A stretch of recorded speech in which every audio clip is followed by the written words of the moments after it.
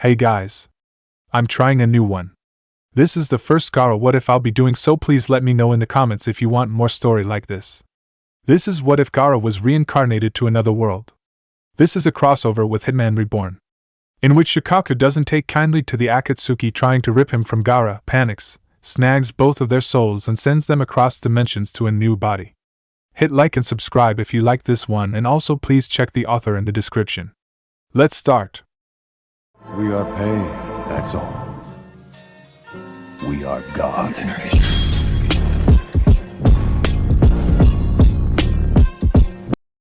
Chapter 1. Spirits in my head and they won't go. The last thing Gaara would ever remember from his life was the agonizing pain of being ripped apart from inside, as Shukaku was brutally extracted from him. Or, well, it would have been that, if not for both his and the sand's spirit's stubbornness and sticking to each other like super glue. Gaara had never been really happy to play host to a demon, and felt that he was pretty justified in that since it had ruined most of his life. But, well, misery loves company and all that. After a while, he had sort of become used to that murderous voice in his head that gave him really bad life advice. In a way, Shukaku had always been there for him, protecting him from harm, making snarky murderous comments, booting right there with him when he felt down. It had to mean something, right? Clearly it did, because the moment they tried to rip them apart, either Gaara nor Shukaku was very happy with the idea. 1. It was painful. 2. It would very probably kill one, if not both of them. 3. If one of them survived, he would be alone. 4. The Akatsuki was probably planning something really bad with them, or at least with Shukaku, and neither host nor demon were really eager to help them do it. So really, the last thing Gaara remembered from his life was the agonizing pain of being ripped apart from inside, while both he and Shukaku mentally went nope, nope, nope, not happening, nope, and clung to each other like their lives depended on it. Which it did. Kind of. He also remembered, really distantly, something bright and odd and twisting, but, well, he thought he had hallucinated that part. Or that it was due to the weird dying in an evil ritual thing. As it turned out. Yeah, maybe he should have paid more attention to the bright, odd and twisting thing. But you know, hindsight and all that. Gaara had never contemplated any sort of philosophical question about death. To him, death was just the end. Darkness, nothing. You were in pain, you passed out, and that was it. Rebirth was, along with many religious and philosophical ideas, an impossibility to him. Which explained why, when a 2.5-year-old Shugu started finally making sense of all the pictures and feelings that had always been in his head, he didn't get it. Sure, a part of him, the part that had finally a brain developed enough to understand some things, thought that those were his memories from another life, a life where he had been Gaara of the Sand Waterfall, Jinchuriki of the One Tail. But a much greater part of him just thought that he had been given memories from someone else, maybe a cosmic mistake, or whatever. Or just that he had had a very vivid dream, and had trouble distinguishing it from reality. A lot of trouble, actually. Not that it was really surprising, since, you know, between a whole life as Gaara, a life that, all things considered, had been rather short, and the 2 miserable years of life as Shugu, somehow the decades or so years of memories seemed more. How incredibly odd. Still, the 2.5-year-old didn't think he had ever been that person named Gaara. Even if sometimes he got confused, he thought it was just that confusion. Because once you were dead, you stayed dead. Also, he couldn't control sand, he could sleep, and he didn't have a murderous voice in his head. There. Proof. Now, if he could just stop dreaming about this. The problem with those vivid dreams were that even if they weren't his, they still left a very deep mark on the psyche of the developing infant. As in, he was a lot smarter than a lot of kids. His memories helped him learn to walk, to eat, and to understand the world very fast. Many people would have thought him a genius for that. But those memories were of a whole other world, and that didn't help. At all. In fact, it was the contrary of helpful, because somehow he now knew a whole new language that no one spoke. And he had a whole vision of geography, and history, and technology, and well, his vision of the world wasn't accurate. At all. Shuga certainly wondered, at the tender age of 3, how he had managed to have such an intense dream and a genius mind, that he had invented a whole world with its own language, culture, and socio-political problems. It was impressive, really. It was also very annoying, because now he had to learn the truth and not mix it up with what his brain insisted was the real truth. At least, he thought, he could always become an author later in life, because he clearly had a great imagination. Really, ninjas and demons? Ha! Shuga learned, at 3, that his name wasn't, in fact, Shuga. His parents called him Sugar, which he hadn't understood. How was he to know that it was a pet name, and not his real name, when he was still having trouble with the language? Had no one ever thought that maybe one day it would be problematic when someone tried calling his real name, which was Christopher? Shugu, learning that fact only due to learning ingredient names and realizing that the sugar and his name were really similar, was not impressed. It did make his parents laugh, though, when he stared in confusion at the white powder and then said, in the most offended tone ever, if not the best grammar, "You named me for that?" Now, at 3.5 years old, Christopher Sugar was your average kid. Sure, he had decided that his name was Shugu and he was sticking with it. Any variation of Christopher was ignored. Really, it was way too long and complicated for a name. Who named their kid Kurisadafuru? His parents, apparently. Shuga had already had so much trouble learning the language, he was not going to complicate his own life with a name like that. Shugu, at least, had the merit of being a simple, normal name. But really, kids deciding they wanted new names wasn't weird. Kids having a very active imagination and confusing dreams and reality wasn't really weird either. Not that Shugu went around telling people that he had a whole other life stuck in his brain because he had made a fixation on a dream when he was younger. A dream where he was the leader of a military dictatorship with child soldiers as mercenaries. He had more sense than that. And well, compared to what Gaara's life had been, Shuga's life was really normal. He had loving parents, a normal childhood thus far, and none of the fantastic powers that had ruined Gaara's life in the end. He was maybe a bit awkward, a bit too perceptive, and had some trouble with social cues, but once more it wasn't too weird. His parents thought he would grow out of it, and Shuga certainly intended to. At least, he would learn to fake his way through life, if he didn't manage to learn how normal people acted. But he would try intently to learn. His very normal, average life depended on it. Let it be said, Shuga liked his average life. It was a bit boring, but boring was good too, in its own way. Better than having a demon stuck in you that whispered murder, kept you from sleeping, and probably would be very bad for his sanity. Maybe controlling sand would have been cool, but it came with so many cons that Shuga really didn't want it. No, sir. He was average, and would stay average, thank you very much. Of course, because life is never fair, it was at that time that Shukaku decided that his nap had been long enough. Shuga stared with wide eyes at the dog. Or rather, the mess of flesh, bones, blood and fur that had been a dog. The sand slithered away from the corpse and, easy as breathing, came to stick to the stunned child like a second skin. "Oh no!" Shuga murmured, more to himself than anything else. He was certainly glad that there was no one else around, because he was pretty sure he would be in trouble otherwise. No, that can't be happening. He had, in his shock, reverted to the almost instinctual language of his dreams. Dreams that were clearly more than that, since he had just killed the dog with sand to protect himself. "Oh, come on," a voice like the hiss of water hitting scorching desert sand murmured right back, in his mind, "Is that how you thank me for protecting you?" Shugu didn't take more than a second to link the voice to Shukaku's, the demon from his dream. That, clearly, weren't dreams. He scratched at his skin, making the sand covering it chip away, only for the armor to reform in less than an instant. Inspecting his hand, he found that, just like in his dreams, not dreams, memories, there was no indication of his natural, demonic protection. He looked normal, not covered in sand. His gaze then moved to the mess that had once been a dog, and he grimaced. Damn it! There went his average life. Coming to terms with the fact that apparently he was the reincarnation of Gaara, took Shuga the better part of 2 weeks. Denial, anger, depression, bargaining, acceptance, and all that. Let it be said, the denial part wasn't easy when you had a voice in your head and sand creeping up your skin.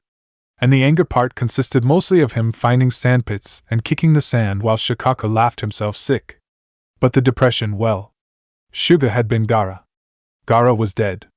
Gaara had lost not only his life, but his world, his family, his friends. Shuga had new ones, but it didn't make up for it. So he spent a lot of time just grieving. Mourning for all that had been, all that could have been, all that couldn't be now. It took him a long time to come to terms with the fact that he still wasn't Gaara. He was Shugu, and the only thing he had from before were memories and a sand spirit stuck inside of him. Which, really, Shuga wasn't sure if it was a good or bad thing. A good thing. I'm wonderful and you should be honored that you still are my host, Shukaku told him grandly. Right, Shuga thought back dubiously. At least he wasn't alone. On the other hand, he had a murderous voice in his head. He was a clear-cut case of nutjob in training, and was probably going to end up either in prison or in a mental hospital. And he had thought his dream memories were bad. By the way, Shukaku told him one day, you didn't tell me about the fire power. It's new. That made Shuga draw short. What fire power? He asked flatly, thankful that he was alone, nothing to see there, just a crazy kid talking to the voice in his head. Well, Shukaku said, you don't really have chakra, you know. I'm the one providing that. But you have some sort of weird purple fire instead. It's been helping you heal, among other things. Shuga put his face in his hands. Another weird power. Why? Why him? Now you can't blame me for not having an average life, Shukaku pointed out gleefully, you would have been weird anyway. His host simply groaned. Shukaku being asleep had, apparently, to do with the reincarnation bit.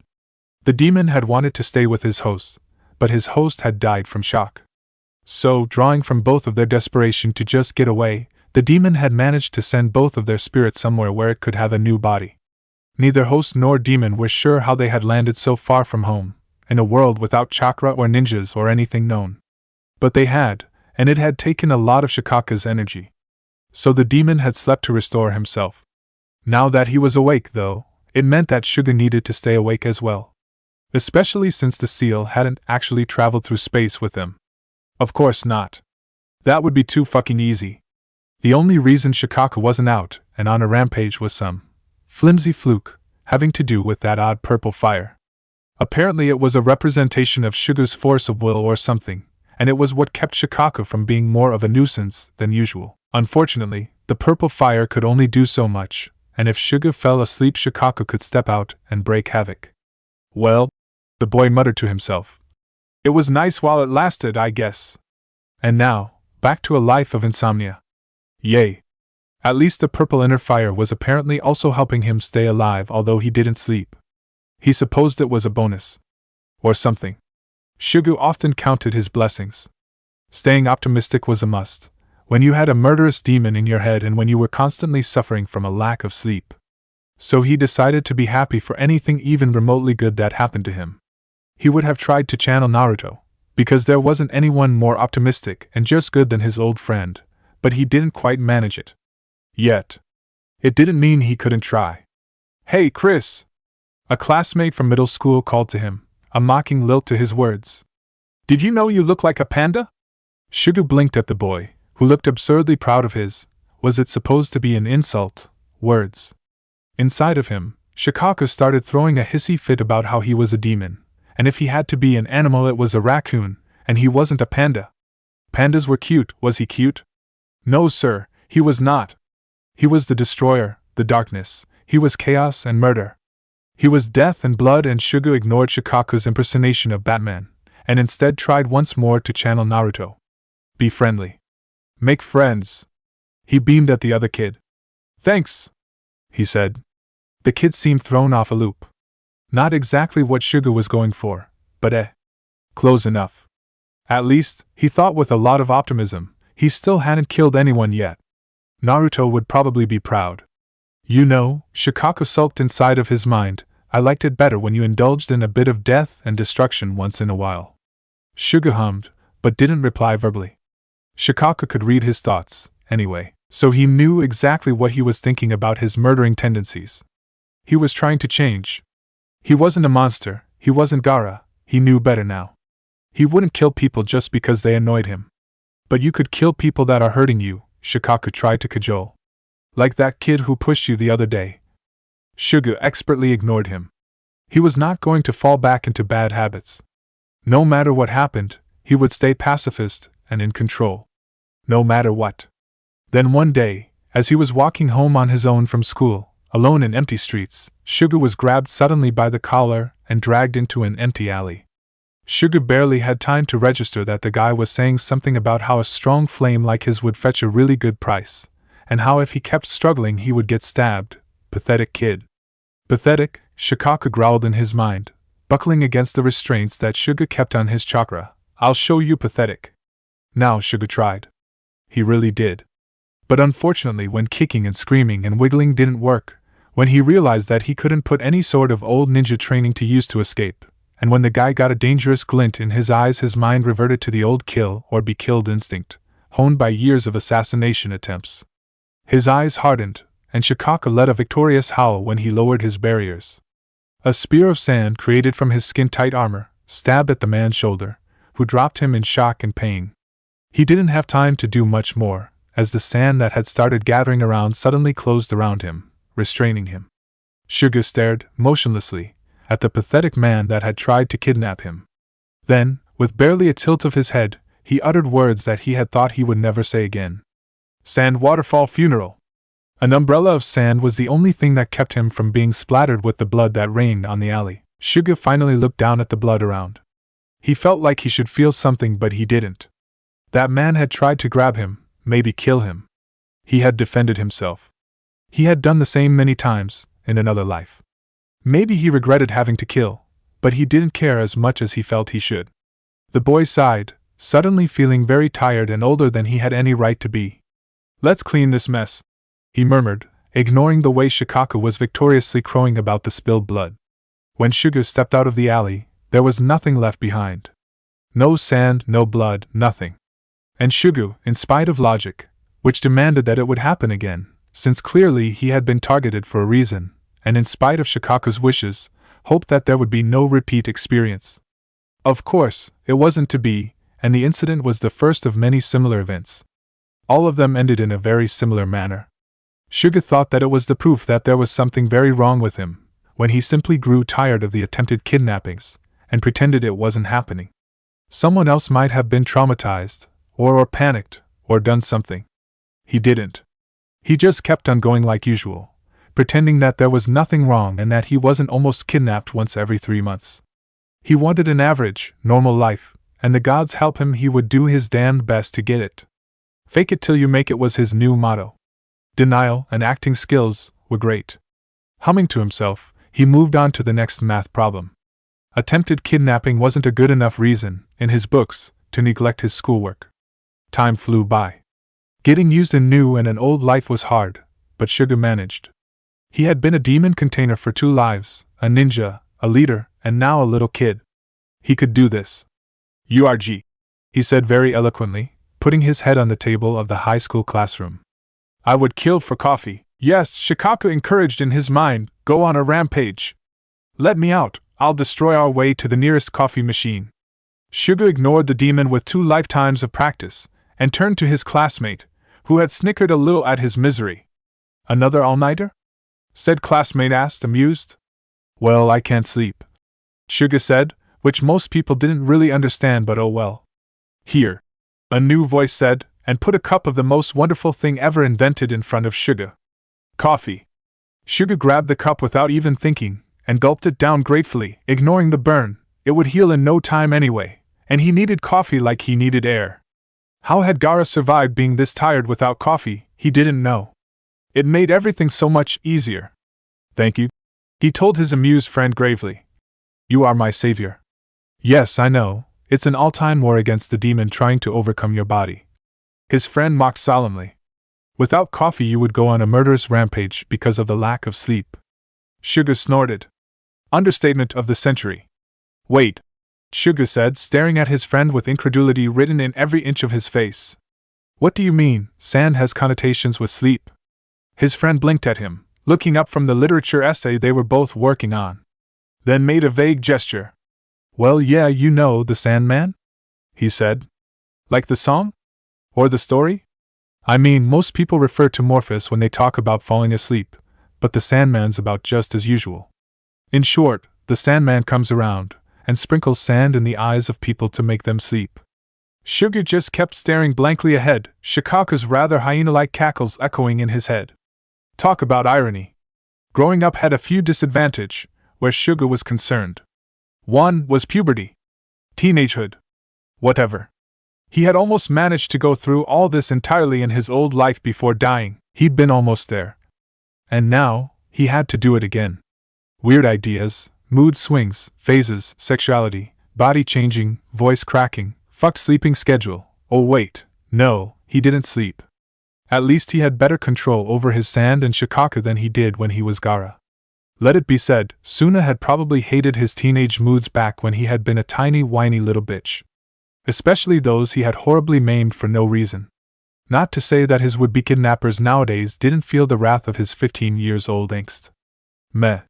They sort of deserved it anyway, for disrupting his otherwise normal and perfectly good and average life. It was one day, as he was contemplating the terrible thing that was going through puberty again, that he realized something. Being a teenager warranted something like teenage rebellion, didn't it? He hadn't done it really properly last time. No time for it, what with wars and shinobi life and being Kazekage. Teenage rebellion would probably have ended up in murder anyway, knowing Gaara's life. But now he could do it. And he could do it peacefully, without anyone dying too. Yay! Right. He told his reflection decisively as he stared at his bedroom mirror. Shukaku, how do you do teenage rebellion? Hell if I know, Shukaku said. Murder? Shuga doubted that. Besides, Shukaku's answer to everything was murder. And the one-tail was notoriously bad at giving life advice. The problem was that Shuga had never been quite good at anything that didn't involve being crazy and murdering people. Funny how that worked out. Maybe I should ask some higher authority. Shuga mused. His mother, bless her, had long since adapted to having a kid that was just a little weird. Or a lot weird, and pretty much not in phase with the rest of the world. Once she had told him so, while patting his head sympathetically.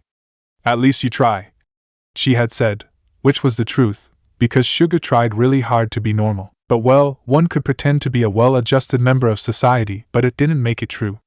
So when Shuga went to ask her very seriously how people did teenage rebellion usually, his mother actually tried to answer that without laughing.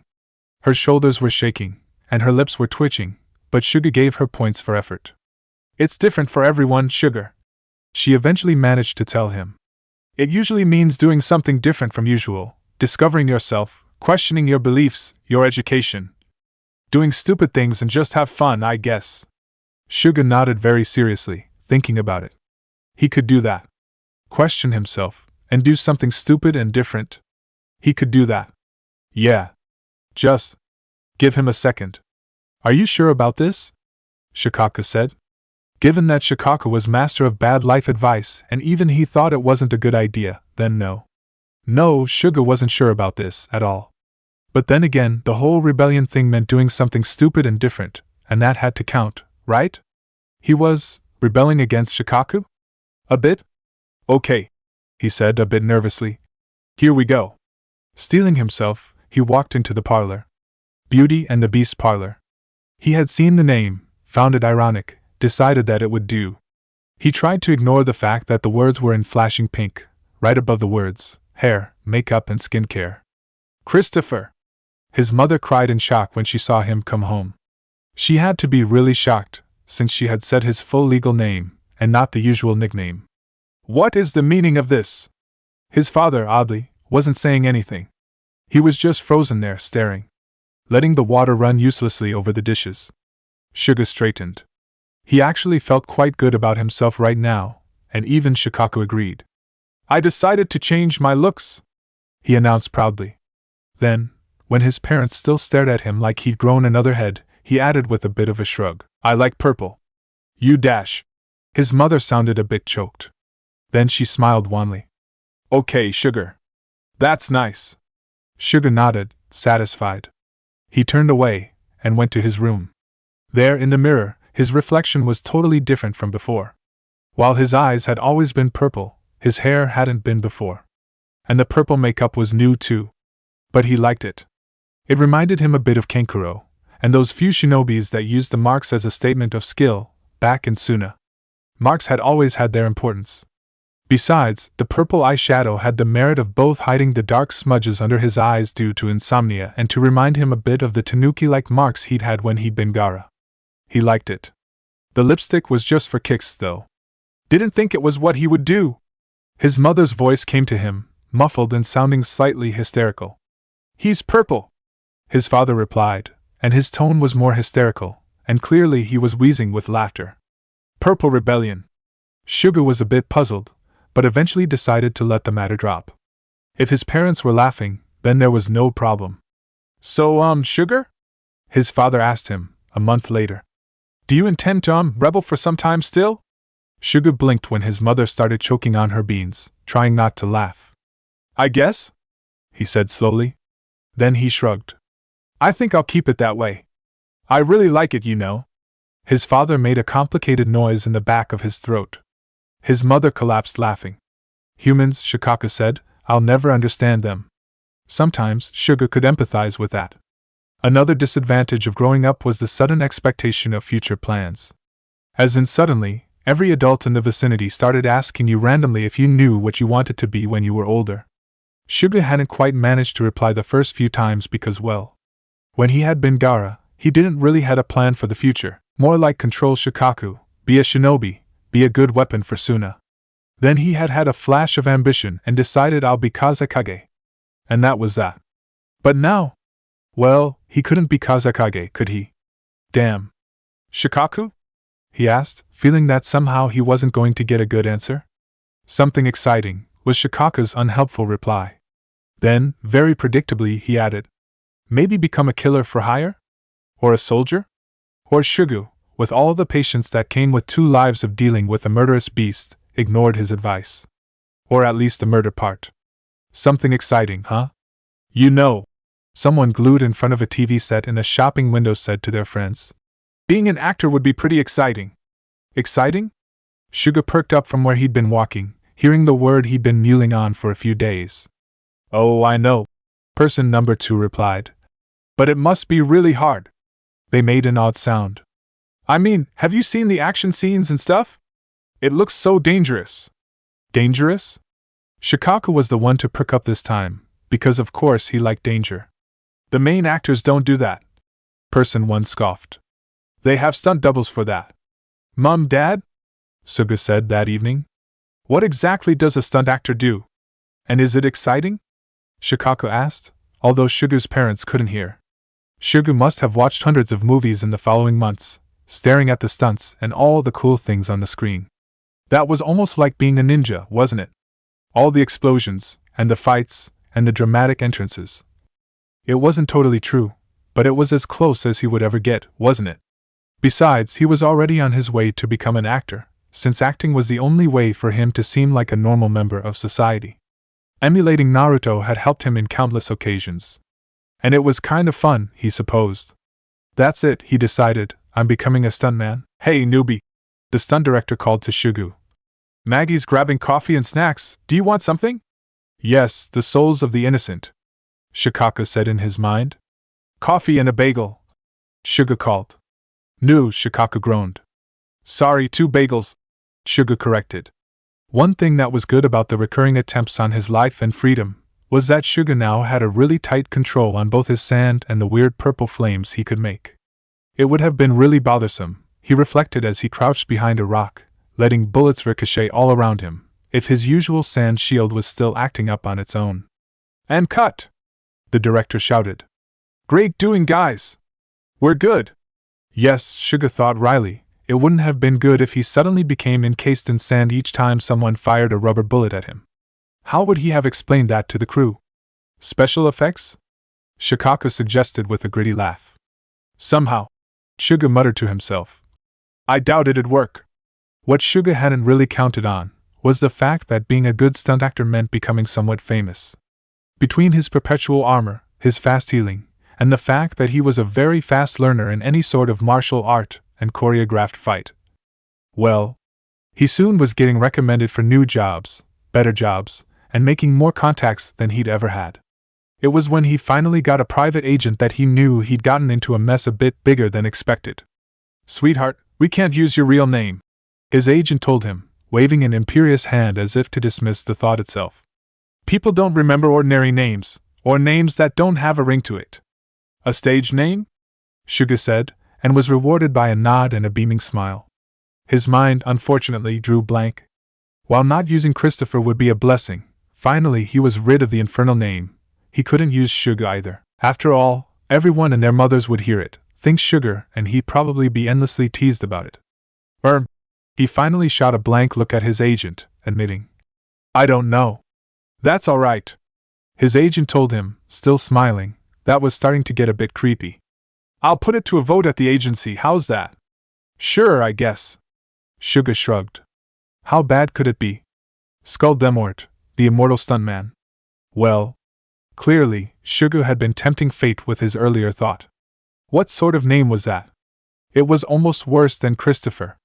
Of course, his agent was gleeful. Certainly, that was a name that had a ring, and that no one would forget easily. The fact that it tied into his burgeoning reputation for making stunts that most seasoned stunt actors wouldn't dare to try, and surviving them with barely a scratch on himself was just the cherry on top of the already iced cake. It sounds great. Shukaku enthused in his mind gleefully, like the manic ball of sand and murder that he was. Dark and threatening, full of death, Shuga huffed, tuning him out. Of course Shukaku liked it. Chapter 2, The Coffee Song.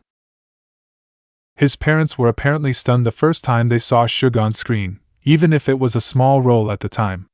The second time, they were more impressed, and a bit frightened. The third time, they were just amazed and proud.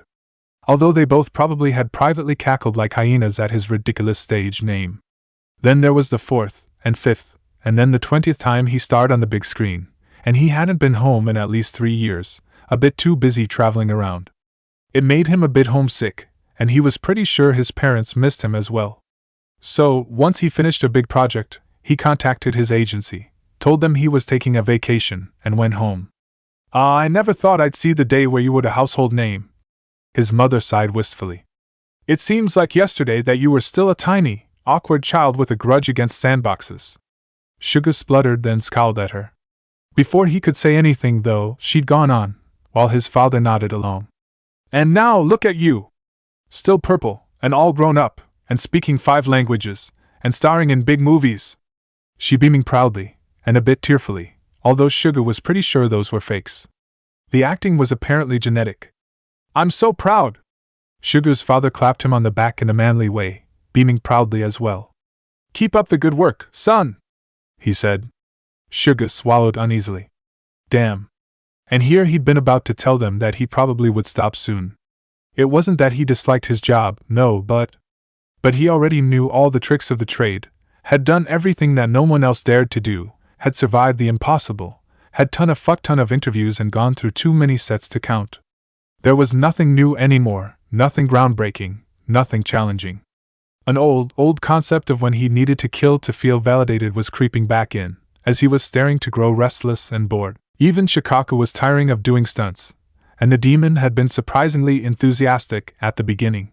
The last kidnapping attempt, although they were far in between, now that he was famous and would be missed, had ended up unnecessarily messy, painful and bloody, for the would-be kidnapper, obviously. So yes, Shuga had been thinking of taking at least a sabbatical, and maybe go over his options to find something new to do. So that he wouldn't end up snapping and murdering everyone one day in a fit of temper and boredom. That would be really bad for his reputation. But if there was something that had traveled along with Gaara's memories, it was the yearning for parental approval. His parents were so proud of his career, and here he was, contemplating ending it. He didn't want to disappoint them. So he smiled, not really meaning it. "Yeah," he said, and his voice felt oddly raspy along his throat. "I'll do my best." Fortunately for everyone involved, the next project ended up being his last. Bored out of his mind, Shuga was contemplating murder more seriously than usual, his 5th coffee cup of the hour clenched in his fist, when he met the odd man in the iron hat. "I'm here to offer you a job," he told Shuga. "Well, jobs. Missions, if you will, with a team of 6 others. The creme de la creme, the very best the world has to offer." Shuga would have lied if he said he wasn't interested. Even Shukaku had stopped shouting murder in his mind to listen. The man went on to say that the job would not be exactly legal, which was, frankly, not a problem in Shuga's books. He explained a bit of what those missions would entail, from guard duty, to retrieval of information or objects, and even the occasional infiltration and possibly assassination.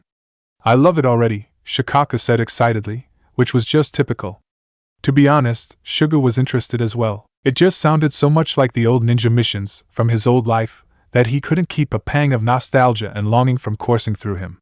Well, he had been bored, hadn't he? And it wouldn't be forever, just a year or two. After that, he could go back to his good, old, average life. Sure, he told the man, eyes a bit lost in memories. Sounds fun. In hindsight, he would blame his decision on temporary lapse of judgment, not enough coffee, and possibly mind control. And Shukaku. When in doubt, blaming the insane demon in his head was always a solid excuse. Well, Shuga thought rather wryly as he scanned the room and its occupants as obviously as he could. That was oddly nostalgic. The man across from him sneered at his clumsy way of observing them, and Shuga gave a mental eye roll. Oh man. They had all already pegged him as useless civilian, even before he introduced himself, hadn't they? They also probably had forgotten the fact that stunt actor had actor in the word. He'd known Jennings with more sense than that. Hell, he had had more sense than that, even when 10 years old, and that's hit insane. Expecting people to be skilled in hiding something was a must, as a ninja and he wasn't a ninja, wasn't Gaara, and he was slowly regretting accepting this job. It was bringing back too many memories to be good. What about you? The woman whose smile was too sweet to be true, and who tried to hide the smell of blood with sugar asked him. As if he couldn't see a fellow liar and killer. Everyone in this room had the smell of blood on them, even faintly. Of course, it was possible none of them had his sense of smell. Then again, none of them had a raccoon demon stuck in their guts since infancy, 2 lives away. Maybe Sugar should just stop holding people to his standard. Well, I'm Skull Demort, but you probably already know that, he said, giving an arrogant smirk that purposefully faltered halfway. He saw the military woman scoff, and almost scoffed himself. It was way too easy. They didn't even think he had listened attentively, or that he noticed anything about them. As if he had noticed a lot, had heard everything they said and noticed what they didn't. He'd been Kazekage, and a shinobi. A weapon, a politician, one of the best despite his young age. The fact that he wasn't the same man anymore didn't mean he had lost every skill he'd had. With an internal rueful smile, he channeled Naruto, and gave an obnoxious smirk. I'm an awesome stuntman, so I can do pretty risky things and acrobatics with no trouble, and I'm pretty strong too, he crowed. Anything I've done in movies, I can do in real life.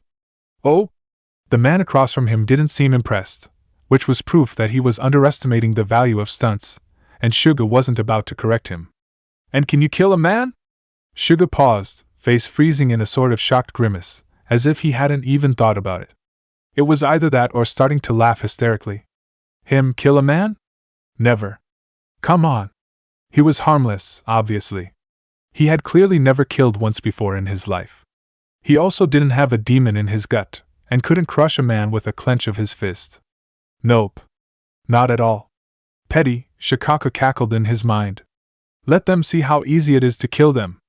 Let me taste their blood. Aham. Suga looked around a bit nervously, before scowling and shaking his head. I won't kill anyone unprovoked. I don't like needless violence. Several scoffed, this time, even the scientist with green hair looking incredulous with the statement. Suga found it oddly funny. No one would ever have dared to scoff at Gaara, to even think about it. Too afraid. Knowing that with just his thought he could murder them all and leave no trace, no drop of blood. To be surrounded by killers once more, and yet to be seen as the one without an ounce of ability to kill was terribly ironic. Suga liked it.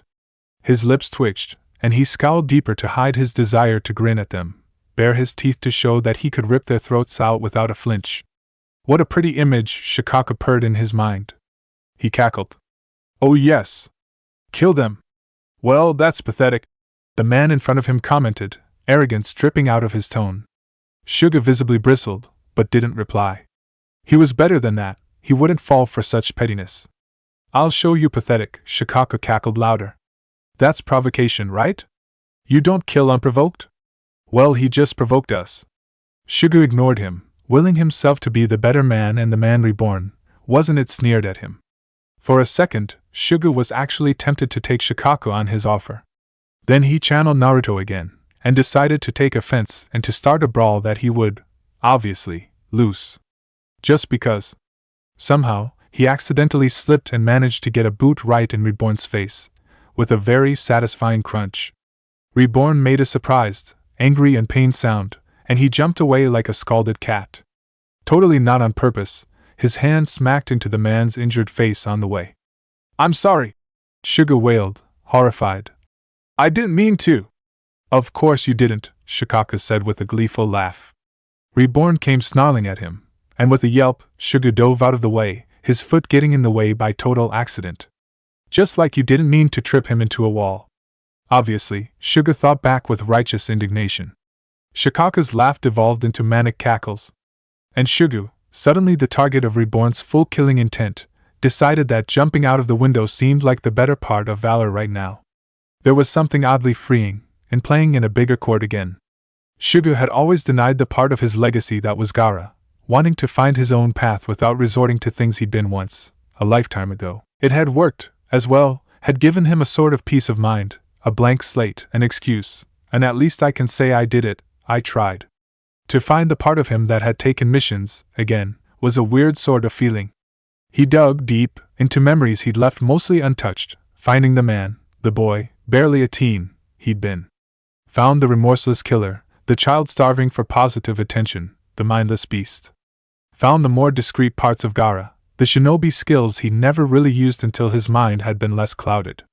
He found the Kazekage again, the genin with the skills of a jounin that had skipped all conventions to do as he pleased. He found Gaara of the sand waterfall, himself and yet not. Being able to let some part of that shine through, without even getting a single odd look for it, made him stupidly giddy. This was familiar territory, and yet it was completely new, old missions taken with a twist. He'd never been more Gaara, since his rebirth, than now. And yet, he never felt more like Shuga as well. He felt just right. This was nice. Fun, almost. Shukaku said dubiously in his mind, not enough murder if you want my opinion. Well, Shuga didn't want his opinion, actually. So Shukaku could go and be a killjoy elsewhere. Oh, right, he was stuck in Shuga. Damn. You drink a lot of coffee, Lal said with wary eyes. That can't be healthy. Shuga looked up from where he was repairing his motorcycle, coffee mug in hand, and blinked at her in confusion. I have no idea what you mean, he said sincerely. Then proceeded to down his coffee, and pour himself another mug, from one of the 3 pots he'd prepared. As if coffee could be unhealthy. Shuga was reading quietly, at the light of the kitchen, sipping on his coffee, when he picked up the sound of footsteps coming down the corridor. Really quiet footsteps, as light as Tamari's had been when she tried to sneak past him at night sometimes. He'd always pretended he couldn't hear her, gave her privacy. Oh, Skull! Fawn's voice sounded surprised, and Shuga pretended to jump half a foot in surprise, as if he hadn't heard the other man coming. He quickly turned around, eyes wide in shock, and Fawn looked amused but apologetic. Sorry for startling you. I didn't think anyone would still be awake. Shuga nodded slowly, cautiously, as was his right, given that none of them trusted him, and he didn't trust them either, if not for the same reasons. That's all right, I was focused on my book. Fawn gave an interested glance at said book, and Shuga obligingly showed the cover. Fawn looked a bit surprised to see it was a rather advanced book on marine biology. Shuga had always been secretly fascinated by the sea, vast expanses of water, so different from the desert. Still, he didn't comment, instead moving to make himself a cup of tea, and quietly sitting down across from him. You have trouble sleeping? The Chinese man asked, after a beat, looking as if he was trying to be understanding. Shuga stared blankly at him, for once truly lost. Damn it, social skills and understanding. Don't desert him now. Then he remembered the fact that he was civilian and that the day had been their first assassination mission. He was supposed to be taking that badly, wasn't he? Fawn was thinking it prevented him from sleeping. Probably that he was having nightmares, and trauma and all that. To dispel that idea or not? Fawn, out of everyone, was one of the nicest. He was terribly blunt, and sometimes socially impaired in a way that made Shuga feel a sort of kinship. He only faked it so well through years of acting classes. He also never purposefully made him feel like he was incompetent. Viper was nice as well, in a clear-cut way. They liked money, and free things, and otherwise didn't care. Luce, on the other hand, was a fake so fake it sometimes made him want to rip her head off so that she could stop looking at them like that. It reminded him of some of the honeyed, poisonous politicians and shinobis in his last life, those that saw him as a weapon and a beast and a sacrifice, never a human being. But that wasn't the point. The point was that he liked Fawn, somewhat, and the man was actually the only one concerned for his mental health after witnessing murder in cold blood. Which was nice, but a very misplaced concern, since truthfully if Shuga could sleep without Shukaku escaping, he would, and no amount of trauma and bloodshed could get in his way. I think you have it wrong," he eventually said, allowing himself to show a bit of wry amusement that clearly surprised Fawn. The man deserved a tiny bit of sincerity, didn't he? "As much as I dislike the assassination, it's not preventing me from sleeping." He smiled ruefully down at his book, before shrugging and looking away. "I don't sleep, you see." "You don't sleep?" Fawn repeated, looking a bit confused. Shuga nodded, wondering if he should tell him the whole truth, or not. But he'd already given a lot away, so he settled for the official version. "I have severe chronic insomnia. I really don't sleep a lot. Try not at all. But well, my flames keep me alive despite being sleep deprived, so I'm good." "Oh," Fawn nodded slowly. He looked at the cup of coffee he was drinking, probably making the link to his clear addiction to the drink. Even Reborn didn't like coffee as much as Skull did. "Coffee helps, I take it. Coffee is the drink of the gods, and anyone saying otherwise is lying," Shuga stated faithfully. Fawn smiled a little, hiding his amusement behind a sleeve. Shuga decided that yes, Fawn was now his favorite. The mission had gone to shit, predictably. Shuga hadn't expected anything else, really. The group had been bickering like fools all week, and none of them had agreed on the plan. Eventually, they had half-assed something, and gone in without much preparation. As if they didn't need it. Luce, for once, had looked really strained, as if 2 seconds away from losing that smile of hers and shouting at them all. Shuga had simply let them be, playing the moron as usual, and eventually letting them decide his placement in the mission. He didn't care that they had put him out of the way. He didn't want into the chaos that it would indubitably become. However, he rather liked his prime position to watch and hear the explosion, with only his earpiece for reports. "Yule!" Someone suddenly shouted, making his earpiece give static. He barely recognized Lal's voice. "Skull! Shit, you have incoming! From the east corner!" "Copy that," he replied nervously. He shot a backwards glance at his corner of the facility. His sand was leisurely retracting and coming back, either creeping along his skin or going into his pockets and pouches. There was nothing left of the squadron that had come his way, barely 2 minutes before. "Too late for that warning," Shukaku commented in cruel amusement. "This is so much fun." Shuga rolled his eyes, smelling the barely there tang of blood coming from his sand. It would soon vanish, disguising itself as always. No trace that anything out of the ordinary had gone down, no proof of his ever-growing body count. He tapped his earpiece, gulping to make his voice sound weak. "I don't see anyone," he said, voice trembling a bit. "Hopefully you'll get lucky and they'll miss you," Reborn said meanly, gunshots ringing nearby. "All right," Shuga agreed. "Right," Shukaku echoed, "or maybe we'll get lucky and get more thrown our way, huh? Or maybe they would get lucky and miss him." To Luce's credit, she only tried to have a game night once. Viper, clearly not satisfied with having one of the best poker face ever and an edge with money that made them win at Monopoly each single fucking time, cheated like there was no tomorrow. Let it be said, the fact that Fawn managed to somehow win the poker rounds half of the time anyway was fucking impressive. Not that Viper looked impressed, given that it meant less money for them. They had to distract the two of them, who engaged into passive-aggressive arguments that slowly started becoming dangerous, by suggesting a game of Trivia Pursuit. Verde obviously started destroying the competition, only to hit a wall of sand. Figurative, of course. Shuga wouldn't actually put a wall of sand on the board, even if it was really tempting, just to see their faces. He did, however, take almost malicious pleasure in answering every trivia question right, and bypassing Verde completely. Verde, and Reborn actually, who was surprisingly good at that game. "How?" Verde fumed at him, staring at the board, where the three of them were battling way away from the others. "For once I agree with Verde," Reborn said, cocking his gun. "How?"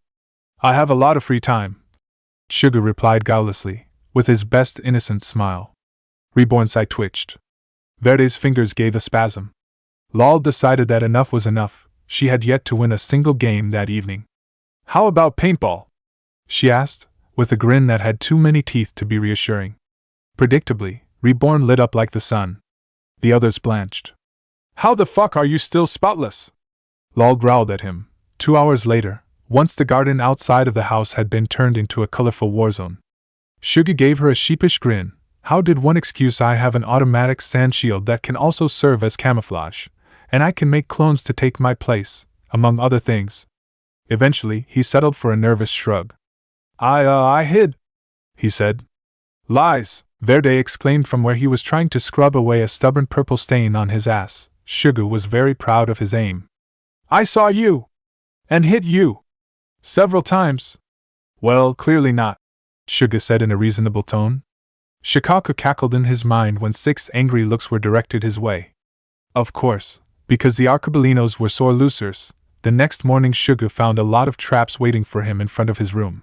He had the almost undetectable wires and weapons, and the many paint bullets waiting for him to step wrong. Now, to try and evade all that, taking a lot of time and efforts, or to simply avoid the corridor?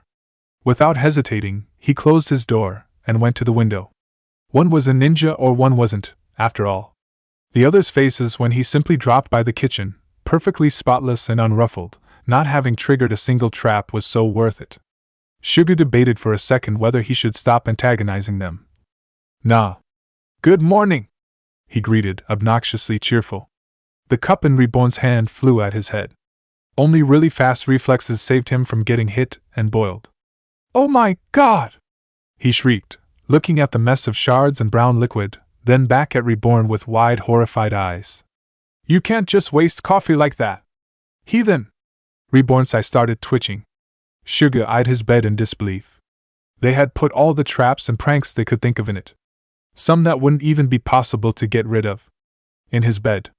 Damn, he told Shukaku drolly. That's a shame. How am I going to sleep now? Silence. Both him and Shukaku startled, cackling like hysterical hyenas. Here. Shuga startled at the coffee latte that entered his field of vision, and blinked at Fawn blearily. The man smiled with some amusement. You looked like you needed it.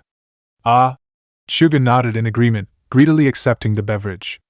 I think I'm in love with you right now. He immediately took the coffee to his lips, and started drinking, as if he'd not drank in days.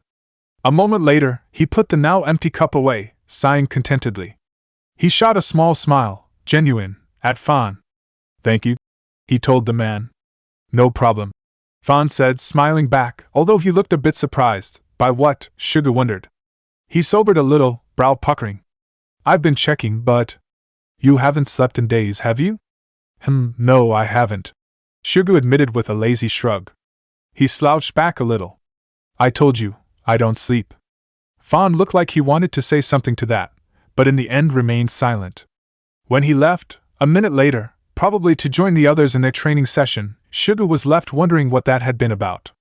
Skull, Verde said 2 days later at dinner, surprising him, and the others, as the scientist never addressed them outside of mission parameters and planning, deeming them idiotic. Fawn tells me you have chronic insomnia. Shuga blinked, and turned to look at the man. Fawn looked a tiny bit guilty, which he could understand, but truthfully he didn't mind, given that it hadn't really been a secret. Anyone with his medical record, or eyes, would have eventually noticed. Although, to be fair, the others looked somewhat surprised by this bit of news.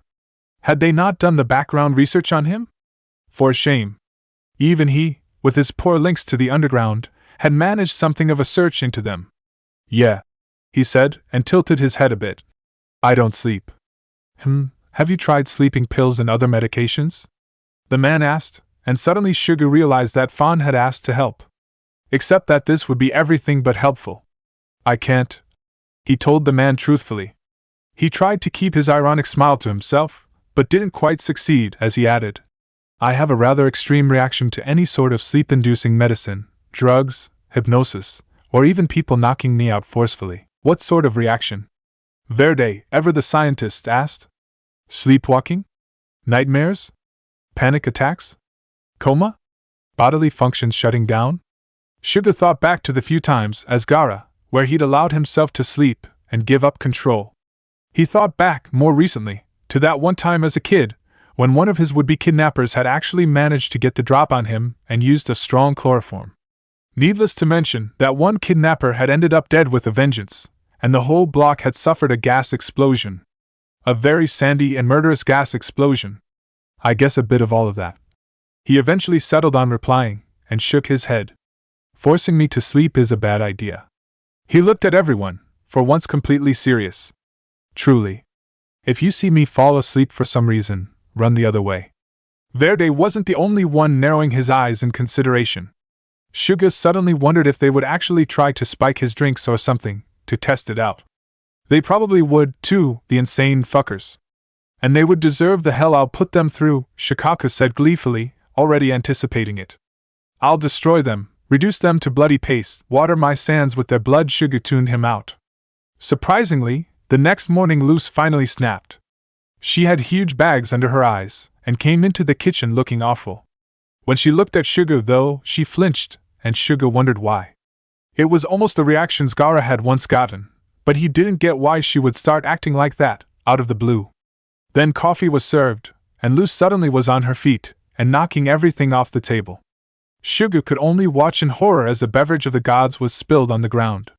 My coffee, he whined softly.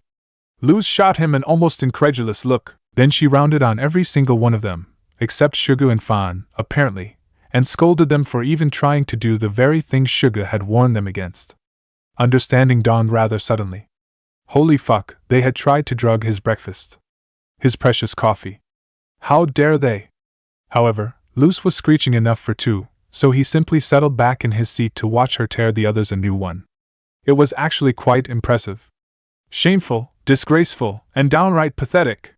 Luz was screeching, as though she had been possessed. Certainly, everyone was staring at her with wide, fearful eyes, understanding that they had crossed a line, if gentle Luz lost her temper so completely. What are you, children? What sort of immaturity, no, of downright moronic idiocy could have pushed you into being so foolishly disrespectful and harmful? Attempting to drug one of your own teammates, just to see the result. You all disgust me. Then, suddenly calmer, she turned to Fan. Fan, who demonstrated that he had strong survival instincts, and, in response to her very sudden mood shift, eyed her warily and inched back. Luz seemed to ignore that. I appreciate you being smarter and more respectful about this, Fan, she said, then shot a dirty look around. At least someone has something in their head. Then she turned to Shuga, and attempted a smile, the way some shinobi had attempted a smile once, as if waiting for him to go for the kill without warning. It looked too tense and ill. Shuga felt weirdly fascinated at seeing that expression again. I also appreciate you warning us yesterday evening, she told him. They shouldn't have done that. Please. I apologize for them. Well, thank you, Shuga said slowly. He was truthfully a bit taken aback by so much vehemence on his behalf. She didn't even like him, and he didn't like her. Eventually, he shrugged. But truthfully, if they attempt it, they deserve what happens to them. Luz nodded, face really pale. She looked like she disagreed with that statement, though. His face was spelling it out clearly, that she thought no one deserved what would happen if he fell asleep. Shuga narrowed his eyes at her. She couldn't possibly know. No one, and he didn't mean no one knew in this world, this life. He had never told anyone, and had always killed every witness. And the dead didn't talk. He resolved, here and there, to pay more attention to her. Somehow, the whole incident was never mentioned again, and the topic neither. Luz losing her temper so completely had the effect of shocking everyone so deeply that they decided they would be safer never even thinking about it again. Shuga certainly didn't complain. Still, sometimes he would catch a hesitant look on Luz's face, or an unreadable expression on Fan's, or someone looking his way as if hoping to dissect him. He wasn't sure he wanted to know what any of them thought. But hey, as long as they let him be, he was good. Skull. Lol somehow sounded really unsurprised to find him perched on the roof, in the middle of the night, just watching the sky. Another bout of insomnia? Clearly, he answered, shooting her a brief glance. Was there something you wanted, senpai? The nickname, honorific normally, had started the moment he'd started learning Japanese. He'd discovered with some fascination that the language was a lot like his old one. It was still different, but just close enough for it to be familiar. So obviously he decided he would keep a part of it with him all the time. Lol sounded oddly hesitant before she finally said, I wanted to apologize. For the other morning. My actions were inexcusable. Oh, that? Shuga blinked, a bit surprised. It had been a month ago, already, after all. Lol sure was stubborn, wasn't she? Well, thank you for the apology. Lal nodded, a bit stiffly, clearly uncomfortable. When the silence stretched too much, she climbed down, leaving him alone on the roof. Shuga wondered what social cue he had missed this time. Hell if I know, Shukaku said then, as if it explained everything. Humans are weird. After that, they fell back into a routine, and everyone seemed to truly forget about it all. Missions came and went, and days went by. Then came a mission that led them up a mountain, and cursed them into the bodies of infants. And just like that, Shuga's world was torn apart. Or that would be what he would have said, had he been prone to melodramatics. The truth was, becoming a child yet again was annoying, and shocking, but nothing he couldn't live with. What little he gathered from Luce's explanations, and oh boy, did she have a lot to explain, was barely enough to understand that it was a curse. A curse. A sort of artifact that depended on them to keep the world going, and they needed to protect it. All in all, Shuga took it in stride. It wasn't like he was a stranger to being a human sacrifice holding a really bad thing for the sake of the greater good. Sure, he would have liked a little warning, and maybe to have a say in this, but well. He didn't get a say about Shukaku, and look at him. He was fine. Somewhat. In a not totally crazy but getting their way. Ha, now what? He muttered to himself, tuning the others out as an argument broke out yet again between his newly turned infant's companions. Seeing them rim into Luce because they felt betrayed was entertaining for a whole minute, but after a while it grew tiring. Shuga wasn't sure what they had expected, coming from a woman that had been so clearly fake. She was a mafia head. What the fuck had they expected? Sunshine and rainbows, friendship bracelets, and somehow no stabbing in the back? Please. Shuga had been almost fully civilian this time around, up until the first meeting, but he had held no illusions about it. It had been shady, and the room was full of liars and killers. Even the friendliest shinobi, back when he'd been Gaara, could easily slit a throat. In fact, those that smiled the sweetest were always the most dangerous.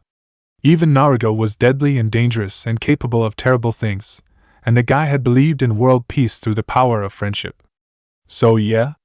Shuga had expected someone to betray them at some point, something to go wrong, and Luce to be a bitch. Surprise, he'd been right on all counts. Let's murder all of them, was Shukaku's ever-helpful input. Kill the backstabbing woman, see how the world fares once their cursed pillars are drowning in their blood. Yeah, no. He was not doing that. Maybe I'll just relocate, he huffed quietly, barely looking at the fight. Find myself a nice place, hole up and spend some quiet years. Boring, Shukaku growled. Shuga rolled his eyes. Shukaku found anything that didn't involve death and destruction boring. Personally, he could do with some vacation. He felt that he deserved it, for putting up with all that shit and yet another curse heaped on him. You know what? He mused to himself, to Shukaku, even as he turned away from the bickering infants and started to make his way down the mountain path. I heard that Africa is nice this time of the year. I've always wanted to see the Sahara. Sand, Shukaku stated, almost approving. Yeah. A desert full of sand. Right now, it sounded really nice. Hopefully, it would calm his urge to destroy this fucked up world and settle him nicely. He was a bit homesick, anyway. Chapter 3: Castles in the Sand. Time went on, dragging itself slowly, and dragging Shuga on with it. Being a child again, and staying like that was frankly annoying at the best of times. Downright insufferable most of it, though. Shuga hadn't had such a hard time refraining himself from murdering everyone since he'd been Gaara pre-Naruto. Yes, Naruto counted as an event in his life, a turning point. Shuga missed him, sometimes. He missed Kankuro and Temari, too, and the few people of Konoha and Suna that he'd befriended, tentatively. He missed the elemental countries, in fact, and the shinobis, and everything that came with it. He missed Suna most of all. He missed talking his language, and eating his food, and having his family, and the blistering sun trying to peel his sand armor from him. Going to the Sahara had only made it worse, and he hadn't stayed more than 2 days there before all but running away from the reminders of what he didn't have anymore. He missed home. He missed being Gaara. Somehow, being Shuga didn't feel as easy or natural as it once had been. Fawn found him, a decade later, maybe a bit less, maybe a bit more. Shuga wasn't exactly counting the days and they tended to blur all together lately, in his tiny home near the beach. Shuga liked that house, a small thing that fitted his new size. There was plenty of sand around, and the sea right across the kitchen window, a contrast that soothed his need for home while keeping him anchored in the now and here. He wasn't in Suna, very far from it, but if he shut his ears and eyes lying down in the sand on warm days, he could pretend. And if he somehow lost his way, lost himself in memories and dreams, the smell of salt, water, and the endless blue of the sea brought him back. That's how Fawn found him, sitting on the porch of his home, staring at the sea and trying to regain some part of himself he had lost a long time ago when he tried to become Gaara again. Well, no. Fawn and Reborn found him there, but Shuga didn't care much for Reborn. He had always liked Fawn better. Skull! Fawn was the one to greet quietly, when Shuga didn't react at all to their arrival. He sounded oddly subdued. It's been a while. Shuga barely glanced at him. What he saw there, though, made him look again, frowning. Fawn looked tired, which looked wrong on his baby face. And then there was Reborn, too silent and too grim. Hey! Shuga eventually greeted back. He turned back to stare at the sea. What's up? There was a beat of incredulous silence, and then, what's up? Reborn all but hissed, sounding oddly enraged. 10 years, not a single message, and the first thing you say is hey, what's up? Shuga felt a bit bewildered, blindsided by the sudden aggression. He turned to look at Reborn, a retort already forming on his lips. The words died in his throat when he really took a good look at the man-baby, infant, too small. Reborn looked ready to murder him, and yet ready to burst into tears as well. Shuga doubted he was the one to prompt that emotion, though. Something had to have happened. Frankly, he didn't care. He cared for very little these days. Shukaku, at the back of his mind, was suspiciously silent, as he often was lately. Shuga probably ought to be more worried about that, but he wasn't. Worry, just like empathy, or simple interest, or other emotions, felt muted. Far away, hidden behind a haze, like a mirage. Barely out of reach, but Shuga couldn't find it in himself to make the effort to reach out the rest of the way. Everything took effort. Caring. Worrying. Keeping up with his usual masquerade. He was tired of it. He was tired of everything. So much to Fawn and Reborn's bewilderment, he burst into laughter. It sounded bitter and sharp to his own ears, but Shuga didn't care. Messages? He managed to gasp out, still shaking in dark mirth. Why would I dash? He giggled again, and then took a deep breath and went on. Message any of you? I don't like you? Well, no, okay, that wasn't true. Okay, no, I like Fawn, he admitted, calming down a little. He shrugged, still smiling too widely ahead at the sea. But I don't see the need. What do I care, what you've been doing? Hell, what do you care what I've been doing? It's not like I hid. If you wanted to find me, you could have. He pointed all of this pretty calmly, and reasonably, all things considered. It was true, too. Now, if he'd been hiding in the middle of the Sahara, they would have had half an excuse, but as stated before, he hadn't stayed in the Sahara more than 2 days, and had yet to go back to any sort of desert since. You dash. Reborn seemed to choke back something, probably a mean comment, and then, voice full of grief, that Shuga didn't understand. Luce is dead. Ah. That explained the grief. It didn't explain why they suddenly were here. Okay? Shuga said, a genuinely confused expression on his face. Fawn looked weird, he realized. Like he just swallowed something unpleasant, but didn't really know if he should throw it up or not, like really bad-tasting medicine. He looked a bit sad, too. Reborn, though, looked ready to explode. Okay? He echoed, a bit too calm for it to be good. That's it. I genuinely don't get what you want me to say. Shuga told him. I didn't like Luce. I'm pretty sure she didn't like me either. I don't really care that she's dead. Everyone dies at some point. You should know that better than anyone else. He shrugged and turned away. We'll die too, eventually. Not any time soon, if I have any say about it, though, Shukaku whispered suddenly in the back of his mind. Shuga didn't reply, and the demon faded back to his unnerving silence. Skull, Fawn said, and he sounded really sad now. Don't you dash. He paused and started again. The funeral is tomorrow, if you wish to come with us. Why would he do that? Shuga wondered suddenly if those people were even aware that he really didn't care. They probably thought he was in shock, that he didn't realize. They had never realized how much of his personality had been an act. Truth was, Shuga himself wasn't sure how much of it had been true or not. He didn't care. Naruto would care. Naruto would know what to do. He would probably punch him in the face and tell him to pull himself together, to stop moping, to live life and stop living in his memories. But Naruto wasn't here, and wasn't that the whole problem? Naruto, and Temari, and Kankuro, and everyone else, none of them were here. Here, all the people felt like poorly made fakes, ideas and shadows, clones and genjutsu. Luz had been like that, a parody, an echo of a life he'd known. Had she known, he wondered sometimes, what this job, what those missions did to him.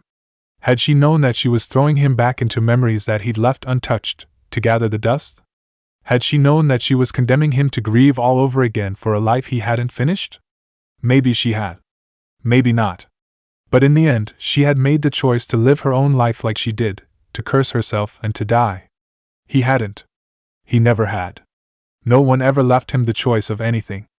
I won't go to the funeral, he told Fawn, because reborn didn't matter, never did in his eyes, just another killer. Go away. Reborn looked ready to punch him in the face. Suga kind of wanted him to do it. But Fawn put a hand on his shoulder, and shook his head, and he didn't.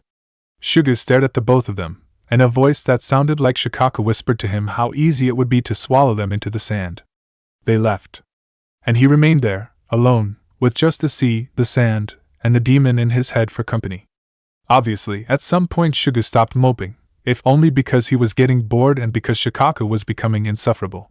He liked it better when the demon had been oddly silent, instead of screeching his head off about being bored as fuck. He would have liked to say that joining the Carcassa had been a thought-out, logical, and rational decision. The truth was, the Famiglia was at the wrong place, wrong time, and their leader had been an asshole. He bumped into Shugu, made a careless, demeaning comment about children. Shugu, who had been hanging on barely to his sanity and calm, goaded all day by Shukaku's infernal whispers and screams and cajoling promises, snapped. Saying that he lost control would be a lie.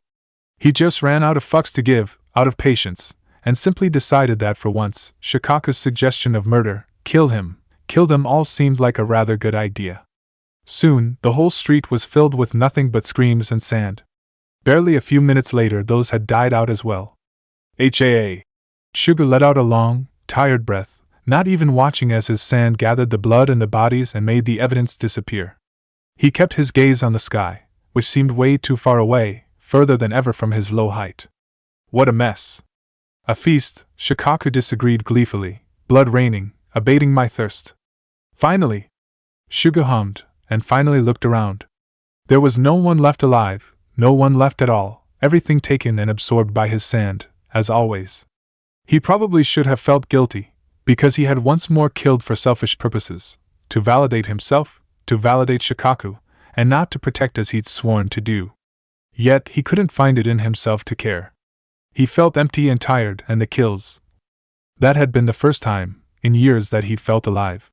The first time he felt anything that wasn't just melancholy and depression. Naruto, if they ever met again, would probably be really upset at him. Where is everyone? Someone shouted, from a side street, and suddenly there were people in some odd uniform showing up, looking around in bewilderment and a little fear. Boss?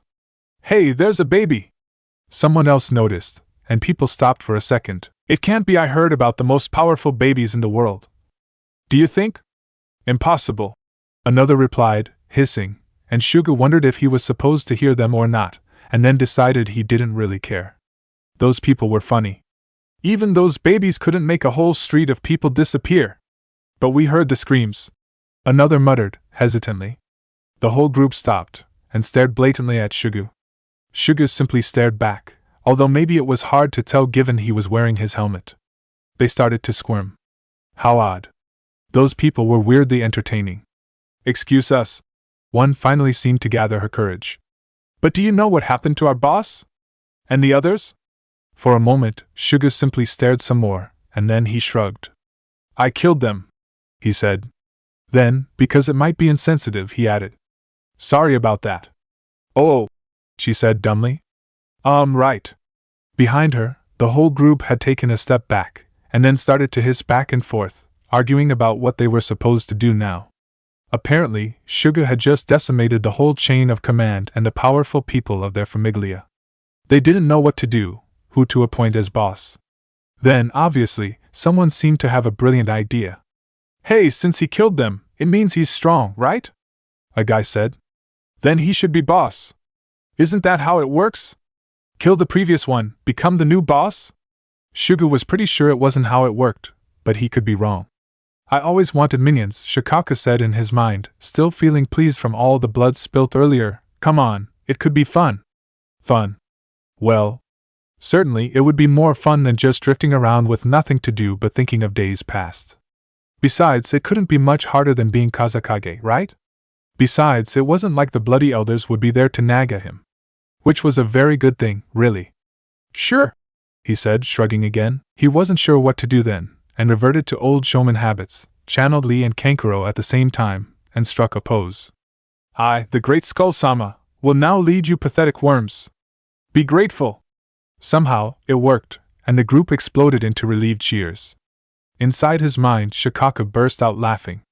Time slowly crawled by, and Shugu found himself better, more stable. Gaara's memories were finally starting to recede, going back to that box at the back of his mind, buried deep with all his grief. Actually, that was not the only part of his identity that he decided to lock away. Everyone knew him as Skull, now, and it wasn't like anyone would ever know him as Shugu or, heaven forbid, Christopher ever again. As terrible as it sounded, those names were as useless as Gaara, now. The somewhat normal person he had managed to become, the stunt actor, the son of that nice couple that didn't mind his weird flaws. That person, Shugu, was pretty much as dead as the Kazekage. Now, he was Skull, Cloud Arcobaleno, powerful cursed baby and commander of the Carcassa Famiglia. What a mess.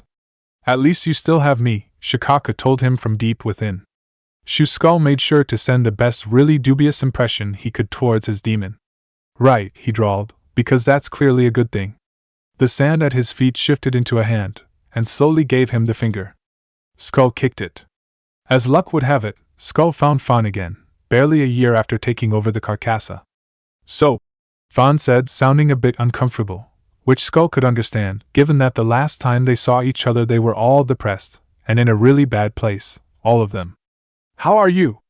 "Better," Skull said, shrugging a little bit. He added, "I apologize for last time. It was rude of me." "Ah." Fawn nodded, then smiled a bit wryly. "It's all right. None of us were dash." He paused, searching for a word, and then shrugging, settling for nonverbal communication. Skull hummed, nodding, a just as nonverbal reply that hopefully conveyed the depth of his understanding. Fawn's smile became a bit more genuine. "How about you?" Skull asked. "How are you doing?" "Better as well, I believe," Fawn replied simply. "Although I'm still having trouble, despite all this time." He shook his head. "This curse is terrible." A sharp look. "You seem to be adjusting quite well." "The curse doesn't really bother me," Skull admitted, maybe a bit too honestly. He had always had trouble with that. "It's annoying, and I would have liked to have the choice, but in the end what's done is done, yeah?" With a grin, he added, "I don't lose sleep over it." Fawn smiled a little helplessly, as always uncertain of how to react when Skull was joking about his insomnia. It was a familiar view, and somehow it made him feel a bit better about everything. "Well then," Fawn said, humming a little, "what have you been doing?" "Oh, well, you know." Skull shrugged again. "Nothing really interesting. I've been traveling, meeting new people, seeing new places. I took over the Carcassa as well." Fawn choked. "Ah. Maybe Skull shouldn't have mentioned that. It was an accident." He defended himself immediately. Somehow, from the look Fawn shot him, Skull had the feeling he didn't believe him. Time, as always, kept moving, and the years went on. Leading the Carcassa was a lot like leading a village, he'd discovered. He'd gone from military dictator to mafia head. The only difference between the two was that one was more or less legal, since if you looked a bit too closely, a shinobi village was a criminal empire, just the same as a mafia famiglia. A criminal empire sanctioned by the daimyo and funded by tax money, but once again, if one took in the rotten politicians, it wasn't that different. At least, it was something he liked, and it didn't get boring often. Still, Skull kept things a bit exciting by attacking mafia land regularly, just for kicks. It kept the Carcassa busy, at the very least. It also gave them the reputation of being incompetent morons, which was a very good cover for any stunt Skull or his minions pulled later. He also made regular pilgrimage into the Sahara, or other deserts, when he felt like it, having finally gotten over his trips down memory lane. But what the fuck do you do here, Korra? Colonello demanded, when Skull was inevitably hunted down again by his fellow cursed babies, namely him and Lal. Skull had a feeling that his comment to Reborn about being tracked down had been taken very literally by all of them, and seen as an invitation to start bothering him. Even if that meant coming to the middle of the desert to see what the hell he was doing in the Sahara. Which, clearly, Colonello didn't see the appeal of. How ignorant. There was a lot of stuff to do out there. Why, for example? Skull thought back to his usual hobbies. Letting Shukaku have some fun gallivanting in the dunes. Creating sandstorms for training, but really because he loved sandstorms, and it was awesome, and if meteorologists were upset with him fucking up the wind patterns they could take their issues directly with him. Sand surfing on veritable tsunamis of sand. Creating a lot of vague figures out of sand, and making cryptids appear near populated areas to freak out the locals a little. Training his jutsus and abilities in general, mostly against armies of sand clones. Yeah, how to translate that into absolutely normal civilian holiday nothing to see here ha ha ha ha. He said. Nothing interesting. He thought frantically about something, anything, that would be perfectly normal. Then suddenly grinned, getting inspired. I build sand castles. Colonello eyed him dubiously. As did Lal. Are you telling me that you built that? Lal asked flatly, staring at the one sand castle in the area. The gigantic sand castle in front of them loomed high above them, kept solid only through chakra. It had originally been a sand village, modeled after Suna, but then Skull had decided to see if he could recreate an old medieval castle. And what do you know? He could. Skull kept himself from beaming proudly. He was getting so good at architecture. His castle looked awesome, and he could even live inside. He opened his mouth to tell her that obviously, hadn't he just said so? Then paused, a thought striking him. Wait. That was another of those things that normal people couldn't do, wasn't it? No. Skull lied to their faces. Of course not. It was already there before. Sometimes Skull forgot how utterly ridiculous his new minions were. And then they did something like this. Skull stared at the tiny, red creature that was flailing in front of him, trying to escape the grasp of the Carcassa member that had brought it to him. An octopus, he said flatly. Yes, the man said happily, presenting him with the poor octopus. Do you like him? It looks a bit like Gyuki, Shukaku commented, peering through Skull's eyes. We should eat it, and assert our dominance. Skull ignored Shukaku, and looked at the man's hopeful face. Then back at the tiny octopus that was, somehow, making puppy eyes at him. Sure, he said. I like him. The man beamed, and gave him the octopus. Shukaku pouted, and moodily gave a jerk against his restraints. There was a spark of cloud flames and the octopus suddenly grew 10 more sizes, and went purplish. Skull stared at it. The unnamed man stared at it. Shukaku stared at it. The other Carcassa at the door, that had been stalking the whole thing, because no one in this damn famiglia was normal or had any sense, stared at it. The man said eloquently. Never mind, Shukaku said gleefully from his mind. Let's keep it. Think of the potential destruction. Skull was about to tell his crew members to throw the damn octopus overboard when he suddenly remembered the humiliation they went through the last time they invaded Mafia land.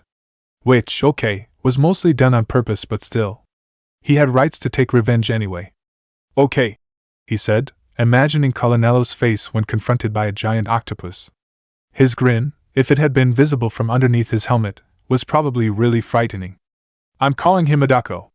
You know, it's odd, Colonello said the next time he somehow, yet again tracked him in the middle of the Sahara. Skull supposed they couldn't just come to see him when he was on a boat with the Carcassa, no. They had to bother him the only week he took off to go on holiday.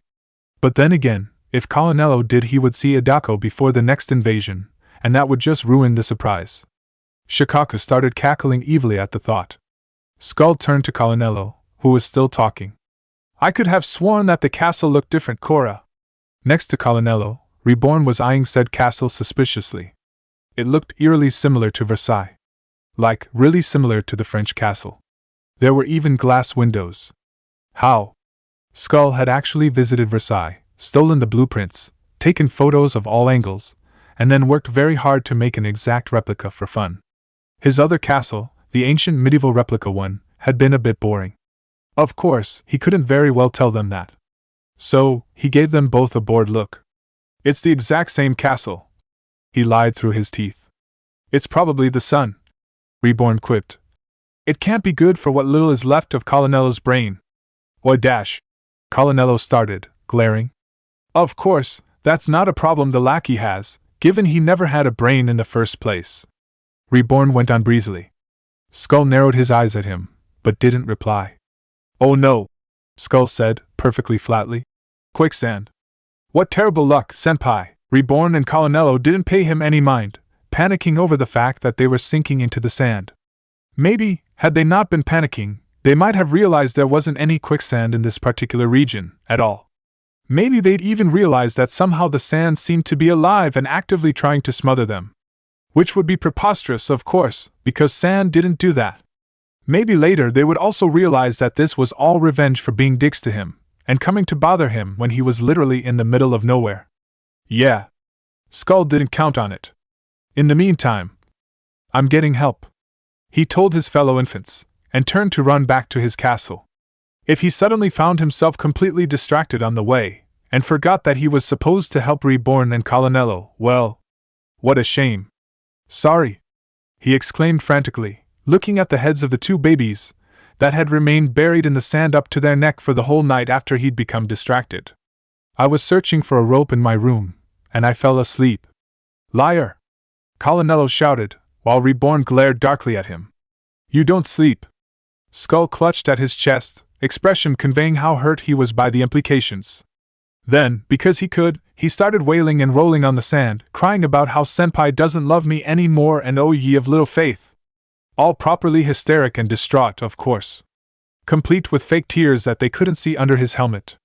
If that meant that he didn't release them from the sand for another good 20 minutes, well then. Colonello should know better than to upset the crybaby of the group. Odd how there wasn't any quicksand when he rolled around right next to them, crying, Shukaku pointed out, perfectly mild, the moment the two morons were gone. Isn't it just, Skull agreed, just as mild? One would think it wasn't actually an accident, that they fell into that, Shukaku went on. I have no idea what you are talking about, Skull said innocently. Of course, just making conversation, Shukaku agreed pleasantly. Silence. I fell asleep. Though? Both of them started cackling. An explosion rocked Mafia land. Colonello sighed. I bet you, one guard said, that it's the Carcassa invading. Suckers bet.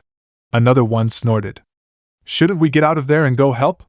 A newbie, still naive and unknowing of the useless disaster that was the Carcassa, asked. Nah, someone else said, relaxing in her chair. Can't be bothered. It'll give the visitors some entertainment. Besides, another said, red hair and a cocky smirk. It's the Carcassa. How bad can it get? There was another explosion, and then suddenly hurried steps outside. A moment later, someone burst in, looking harried. Guys! He shouted. The Carcassa is invading. And they have a giant octopus destroying everything. Silence. Then Colonello looked at the red-haired guard, who had lost his cocky smirk. I have a feeling, he started, as dry as the desert Skull liked, for whatever insane reason, that you just jinxed us. Another explosion rocked Mafia land. That's certainly an interesting castle.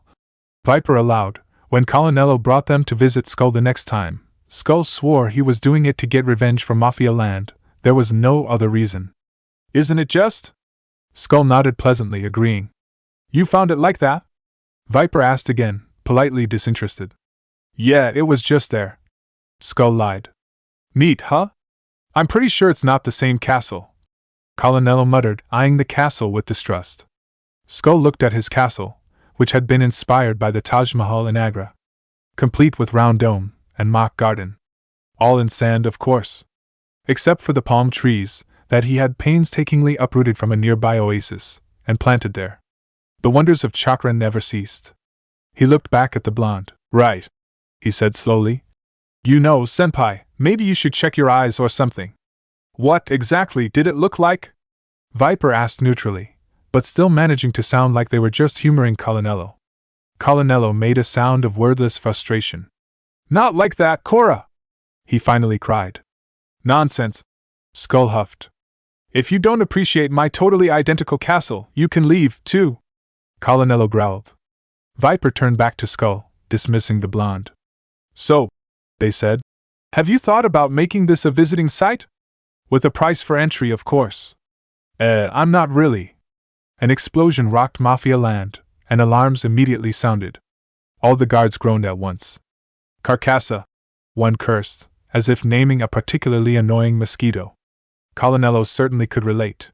He was pretty sure Skull was doing it just to annoy him at this point. It was probably revenge for accidentally insulting his castle that last time. But he could have sworn it wasn't the same castle. It was a conspiracy, and Skull was just fucking with him. Speaking of which, "Oh, senpai, look up!" Skull's voice cried, squeaky and ridiculous. Colonello, perhaps stupidly, looked up. And got a face full of slimy tentacles. "What the fuck, Cora?" he shouted, grabbing the thing and tearing it away from his face. It was red? Red and tiny. He looked up at Skull in disbelief. "Did you just throw your octopus at me?" "Right, sorry, my hand slipped," Skull said, sounding genuinely repentant. He jumped down, making a gimme gesture. "And for that matter, how many octopuses do you have?" Colonello said, wary. The tiny red octopus slipped from his fingers, and jumped back in Skull's arms. But it's the same one," Skull said, sounding puzzled. Colonello twitched at the familiar words. He would not take the bait. He was a Rain, he was supposed to be calm. He looked at the tiny red octopus, so different from the large purple monster that had created so much chaos the last time. The cloud ignored him.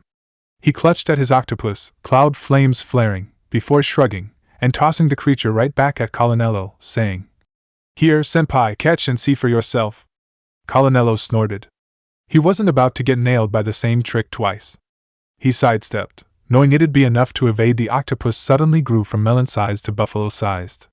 For the second time in less than 2 minutes, Colonello got a face full of tentacles. "Now I know the castle looked different," Colonello shouted, waving his arm at said castle. Both Fawn and Skull blinked at the Japanese-style castle in front of him, made of solid sand. Skull took a second to appreciate the stone garden and the sand garden he had made, inspired by his trips to Japan and his few recollections of the daimyo's palace. Damn, he was good. Then Skull turned back to look at Colonello. "I have no idea what you're talking about," he said. "It looks the same to me." "It looks very nice," Fawn complimented with a small smile. Skull beamed at him. See, that was why Fawn was his favorite. Viper watched as Skull downed his 7th cup of coffee of the morning, torn between being horrified or impressed. It couldn't be good for a baby body to drink that much coffee. It couldn't be. They settled for morbid fascination, and watched as Skull poured himself an 8th cup. "Skull," they said a few seconds later slowly, "have you ever considered that maybe, just maybe, you have trouble sleeping because of the amount of caffeine you drink?" Skull shot them a wide-eyed look, as if he had never even considered the idea and found it horrifying. Then he clutched his mug closer to his chest. "How dare you blame coffee?" he all but hissed at Viper, bristling like an angry cat. Viper raised their hands in surrender. "I swear," Colonello told Lal. "It has changed, all right," she said for the 100th time. "I believe you." They rounded a dune, where Colonello pointed to the castle triumphantly and, "Colonello," Lal said, eyeing him worriedly. "It's the same castle." It was, indeed, the same medieval castle made of sand that she had seen the only time she'd come around. Colonello gaped at the sight, before spluttering. "But Dash," he started. "Don't start telling me how Skull is fucking with you and everything," Lal warned, annoyed now. "He's currently on the other side of the planet, and this place clearly hasn't seen anyone since the last visit." "But Dash," Colonello tried to insist. A coincidental breeze threw sand at his face, making him splutter and cough. "See," Lal said, nodding to herself. "That's the gods telling you to stop being ridiculous." Hidden in the walls of the sand castle, Skull snickered mutely. The gods indeed, Shukaku cackled. And for good measure, created a totally natural pitfall just in front of Colonello. Skull wiped the blood off his visor with an aggravated sound.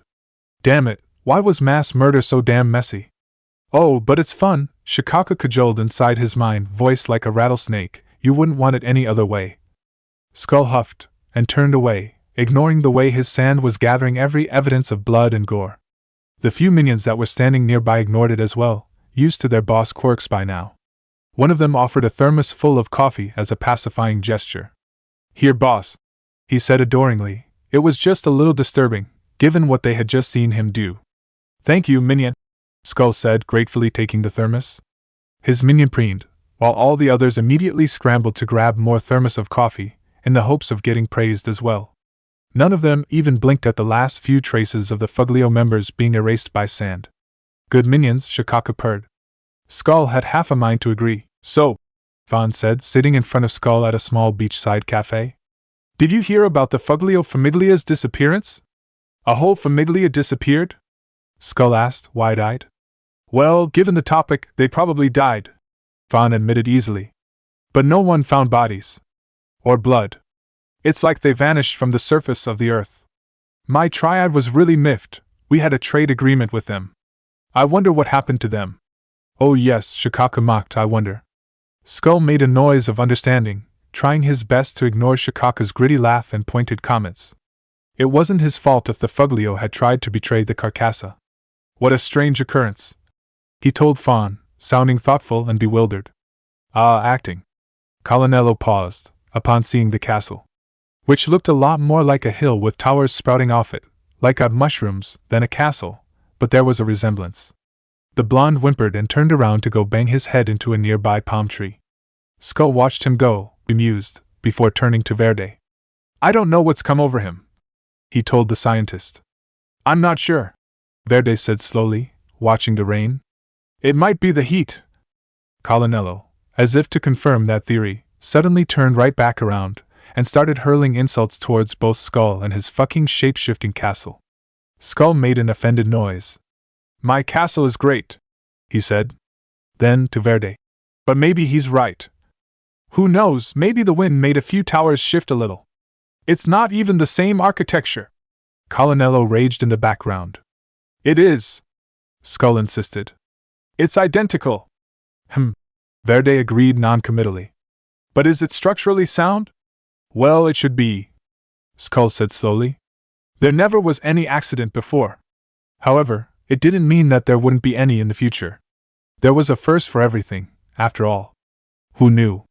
Maybe the wind would blow extra hard today, and make a tower fall on Colonello. That would be just tragic." Skull hummed happily, as he let his sand come back into his few pouches, pockets, and other nooks and crannies where he stored it usually. The Carcassa minion that had been holding his coffee cup while he trained on the beach looked curiously at the phenomenon. And kept looking, as tons of sand somehow managed to fit back into his boss pockets. "Boss is incredible," he told his fellow minions later, very gravely. "He has dimensional pockets. They are bigger on the inside." "Oh!" They all gasped in awe. "As expected of the great Skull-sama," one exclaimed. The truth was, Skull only had a handful of sand in his pocket, a few more in some backpacks, and just a layer around his skin. He did, however, use and abuse his cloud flames to propagate his handful of sand into tons of it. How his sand did what else it did, though, was still something he completely blamed on Shukaku and mystical demonic chakra bullshit. "This doesn't even look like a castle!" Colonello shrieked, pointing an accusing finger at the castle. Skull turned to look at the building. It was, frankly put, a pyramid. A really nice, triangular, huge pyramid, but still a pyramid. What could he say? His time in Egypt had been inspiring, and he had wanted to try his hand at something different than his usual castles. Skull frowned at the blonde, who this time had visited alone. "Don't be ridiculous," he said. "My castle is perfectly fine. It hasn't changed." He sniffed haughtily. "You're just jealous." Colonello went for his throat. Chapter 4, Devil in Me. On the other hand, those of you that left a comment that was something like update, or it's been weeks you need to update, or update, I need more. Well, just a tip for you, that's not how it works.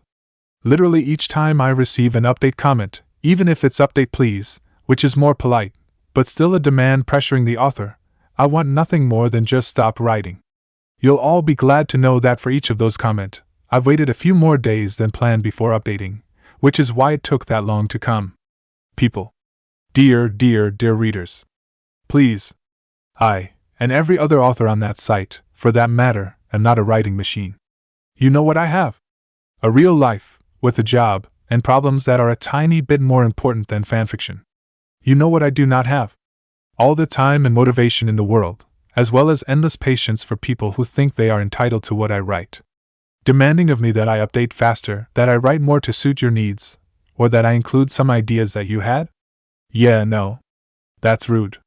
Like, just be nice and polite? And considerate of the fact that fanfiction authors are doing this for free, on their own time, and don't actually owe anyone anything? That's all I ask. Of course, most of you that left comment were actually adorable, and really nice, and just made my days. Each single comment telling me that you liked it, or that you laughed, even a simple smiley, that's just wonderful. You people should know that you're the ones that keep me from quitting when everything else weights me down. So thank you random citizens for that. Warnings, the usual violence, the usual trolling, the usual mangling of canon. No one's here to sleep. The end is near. Skull of the Arcobolinos is a demon in disguise. The devil lives in him, in the form of a sandstorm, and will destroy all that we love and dash. What the fuck? Reborn said, with feeling, staring blankly at the crazy-eyed guy standing at the corner of the street, standing on a large box and screaming. Don't mind him. Colonello said, snorting. That's crazy Colin. He's always there, shouting about the apocalypse and Skull being the Antichrist and stuff. Skull? Reborn echoed flatly. Yeah. Colonello shrugged. We think he just lived through one too many Carcassa invasion of the island. He nodded grimly. It's quite traumatizing. So much incompetence. And the octopus. And the fucking sand castles. Reborn stared at his fellow Arcobolino, who was looking haunted, and mumbling something about just so much sand, so many castles. Suddenly, the posters he had seen about a mafia land support group to talk about the Carcassa invasions made a little more sense. Are you alright? He asked, warily. Of course. As if nothing had happened, suddenly Colonello was back to normal. In the background, Crazy Colin was still shouting about giant tentacles made of sand that would crush the world like a ripe fruit. Now let's ignore him and continue. I do not want to talk about Skull today, thank you very much. Reborn nodded cautiously. Given that, unlike some, Skull did not stalk his fellow Arcobolinos for kicks and giggles, and certainly didn't go searching for them in the middle of the desert like a creep, and didn't talk shit about their amazing sand castles or their coffee drinking habits, and… ahem. Right. Given that he did not keep up with the events in their lives, at least not much, Skull didn't really pay any mind to the Vangala, and Reborn's student. He was forced to, though, when the Dick in the Iron Hat contacted them all in a dream, to tell them there was a cure to the curse. Because obviously the Vangala would get involved into this. Fucking Reborn. Like that clusterfuck with Byakuren and the future that wasn't enough. Skull wasn't sure what was happening. He had been happily spending time in the Sahara when people had suddenly dropped from above. They had been ready to fight, but Skull, being the mostly pacifist person he was, tried to talk first. It worked surprisingly well. Then again, most villains love to monologue. Wait, so you want to capture me, so you can extract the ancient power artifact that was forced on me? Skull said to the people in front of him. They were wearing the Millefiori uniforms. Did I get that right? Yes. One of them helpfully agreed. And the extraction would probably kill me, right? Skull added, just to be certain. They made awkward noises that probably meant yes as well. I, Skull thought flatly to Shukaku, have the weirdest feeling of déjà vu right now. And I suppose you wouldn't be willing to reconsider? Skull tried nonetheless. I really don't want to kill you guys.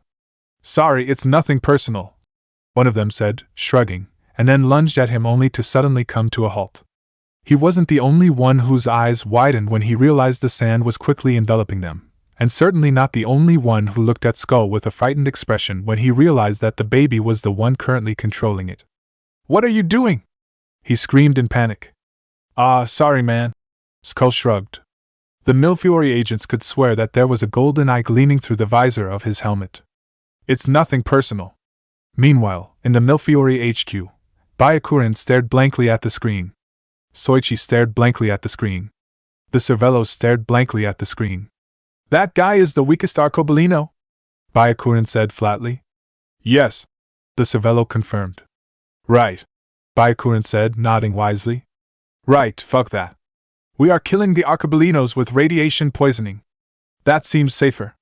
Tellingly, no one objected. Yeah, dying from some sort of poisoned wave that affected the Trian I said hadn't been fun at all, and frankly both Skull and Shukaku had felt a bit cheated.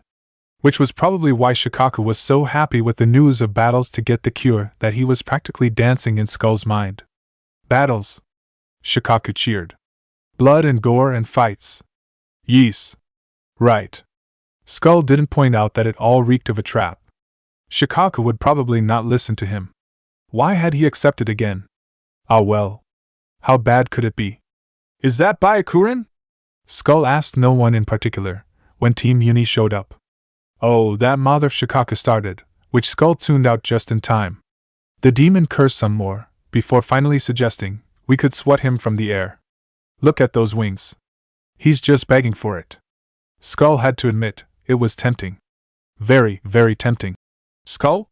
Enma asked slowly, nervously. We're not joining in that battle, are we? Skull turned a mostly innocent look on the teenager. Enma, weirdly, didn't seem reassured. How about I make you coffee at home? The teenager suggested. And we can join, another day, against people that are a bit less, strong. The great Skull-sama is strong. Skull protested huffily. Of course. Enma immediately agreed. Does that mean you don't want coffee? Skull hesitated for all of 1 second. Damn him and his manipulative ways. To use coffee against him was cheating. No, no, no, he hastened to say. Let's go get coffee. You are so weak, Shukaku despaired. Then Bermuda had the brilliant idea to punch a hole right through Skull's brain. Predictably, either he nor Shukaku took kindly to that, and the one tail roared in Skull's brain, rising to the surface where Skull's consciousness faded. Skull's last conscious and somewhat intelligent thought, in the midst of pain, and a vague, delirious, shit, what the fuck, was that Shukaku had better watch where he was stepping. He didn't want to find his companions as blood smears on the ground, flat as pancakes. Especially Enma. He made very good coffee. Then, for the first time in a long time, he slept. When he woke up again, he was in the middle of a sand cocoon, and he could feel Shukaku curled around him like a living, malicious sandhill entombing him. Skull blinked, and although his thoughts were still hazy, he struggled to wrestle his demon, literal one, back into him. No! Shukaku roared, both mental and aloud, and that was a really worrying fact, because it meant that the demon really was out and about for who knew how long since Skull lost consciousness. I will not be Dash. Whatever Shukaku would not be, Skull didn't really care. He had the mother of all migraines, and his entrails were doing knots, and he was really hoping that the destruction wasn't that bad. So really, he had no time, nor patience, for a demonic temper tantrum. Shukaku could complain later. Suddenly the sand shifted, and Skull heaved a sigh, knowing he had succeeded. Shukaku, in his mind, felt furious and worried and exhausted, and that was several more levels of bad. Digging himself out of the sandhill that was his demon, Skull couldn't help but wonder how long he'd been out for. A touch to his head told him he was completely healed. Which probably meant it had been hours, if not days. Skull finally resurfaced, sand shifting to accommodate him, and he had to blink away the desire to take a nap. He had slept for long enough. Instead, he focused on his surroundings, which were made of trees. Everywhere. Some of them, a lot of them, in fact, were more than a bit destroyed, in what seemed like a path. You Dash. Skull struggled with the words, throat raspy. He suspected that he literally had sand in his throat, or as near as it got. You brought us to a forest? What? Shukaku sounded mutinous and angry, and still terribly exhausted. You would have preferred the city? No, of course not, but, Skull hesitated. You needed healing, and they would have attacked you further if I didn't leave, Shukaku said. Then, disgruntled. You are welcome, ungrateful brat. Right, yeah. Skull swallowed, painful and dry. Thanks, Shukaku. It took him a bit more time to finally adjust to the fact that, yes, he was on a really huge sandhill, in the middle of a forest. Shukaku had brought them here, had curled on the ground, and had guarded him like an odd, giant sand gargoyle. Skull's mind was pretty much blown. Of course, that was the moment that his, as of yet unnoticed, watchers decided to speak up. What the actual fuck, Korra? Skull whirled around, only now noticing that there were people perched in the trees, like really weird fruits, watching him like he was an alien. The Arcobalinos were all there, eyes wide and wary. Which, given that he just hatched from a sandhill that was previously a sand demon, might be understandable. Skull tried for a smile, which was probably not very successful. Hi. Well, Skull said wisely, looking at the destroyed block, the blood stains and the rubble that had previously been a city block. That could have been worse. Could have been dash. Verde choked from somewhere next to him. How? You know, Shukaku was pretty much focused on keeping me alive, instead of destroying everything. Skull explained, with a tiny shrug. He added wryly. Which is frankly surprising, because the last time something like that happened, he didn't even care what happened to me, and simply flattened a good part of a city. This happened before? Lol said, looking terribly pale. Well, yeah. Skull snorted. Why do you think I don't sleep? I'd love to, honestly, but if I lose consciousness even just a little bit, I lose control. Unfortunately, people have managed to put me to sleep or knock me out before. He grinned, and they all looked at him warily. Why do you think Luce lost it so badly, that one morning you tried to drug the breakfast? He enjoyed the whitening of all their faces, and his grin became a little more viciously amused. Yeah, I wouldn't have liked to die so stupidly either, but then again you would have deserved it a bit. He paused, and then amended. Except Fawn, maybe, he said. I appreciate that, Fawn said a bit wanly. Skull beamed at him. Oh, by the way, Skull said, suddenly remembering something. His fellow Arcobalinos looked at him warily, waiting for him to ask. What happened to the battles? He wondered, and they all face-faulted. We're not cursed anymore.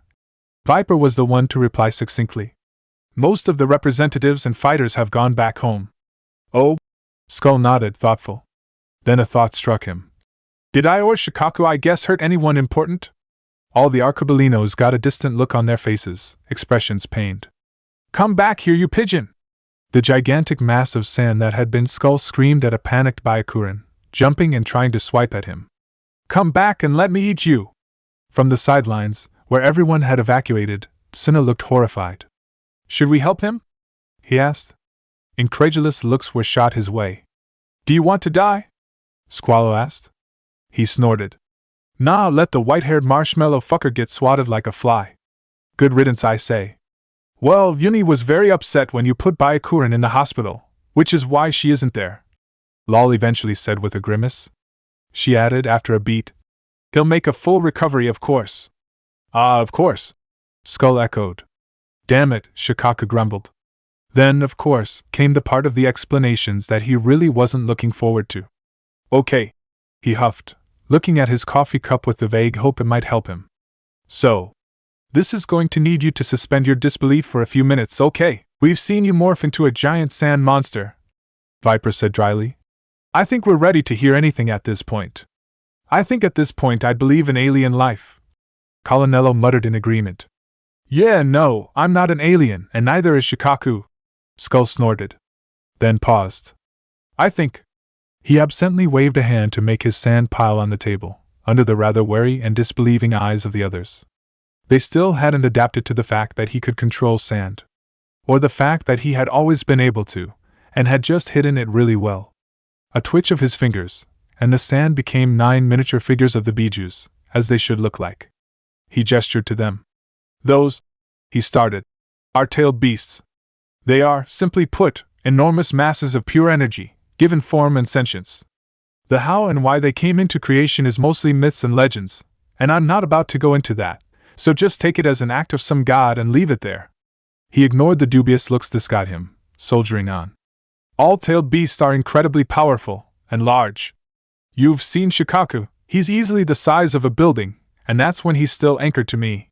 He actually gets around 20-story high, at the very least. As do all the other tailed beasts, for that matter. That at least got him something other than disbelief. Instead, they all looked at the tiny figurines made of sand, and clearly tried to imagine them being their actual size. In Skull's mind, Shukaku started cackling at how white their faces got. Right, he said, smiling a bit wryly. I see you're starting to get the problem. We have 9 creatures that size, made of energy, able to raise mountains with a swipe of their tail. And those beasts, at some point, were freely gallivanting around the countryside. Somehow, I doubt people like that much. Lol pointed out a bit weakly. Well, obviously they didn't. Skull agreed dryly. Except that it's almost impossible to kill a tailed beast, and even if you somehow manage to kill one, it would just reform a few years down the line. Since they are made of energy, they are arguably godlike immortals. He shrugged. So, when the humans realized they couldn't very well kill them, they decided to find another way. They thought that they could at least imprison them and seal them away instead. He took a sip of his coffee, then shook his head. As you can guess, it wasn't the end of the story. He huffed. Some ass, at some point, decided that hey, since we could seal them away, we might be able to use them, right? That sounds both really stupid and actually like something someone would say. Reborn snorted. Well, yeah, because human nature was like that. Also, Skull was currently skimming over centuries of history, but they didn't have time for the long, world-building version. So, instead, he simply grinned. Yeah, it was a stupid idea, he said, which garnered a few snorts and no kidding. Anyway, eventually someone had the bright idea to seal the tailed beast inside people, instead of containers like pots or tea kettles. Tea kettles? Fawn noted. Shukaku was in a tea kettle before getting shoved into me, Skull said, with a wave. That seemed to remind them of the situation, and they eyed him a bit more nervously. He grinned at them. Yep.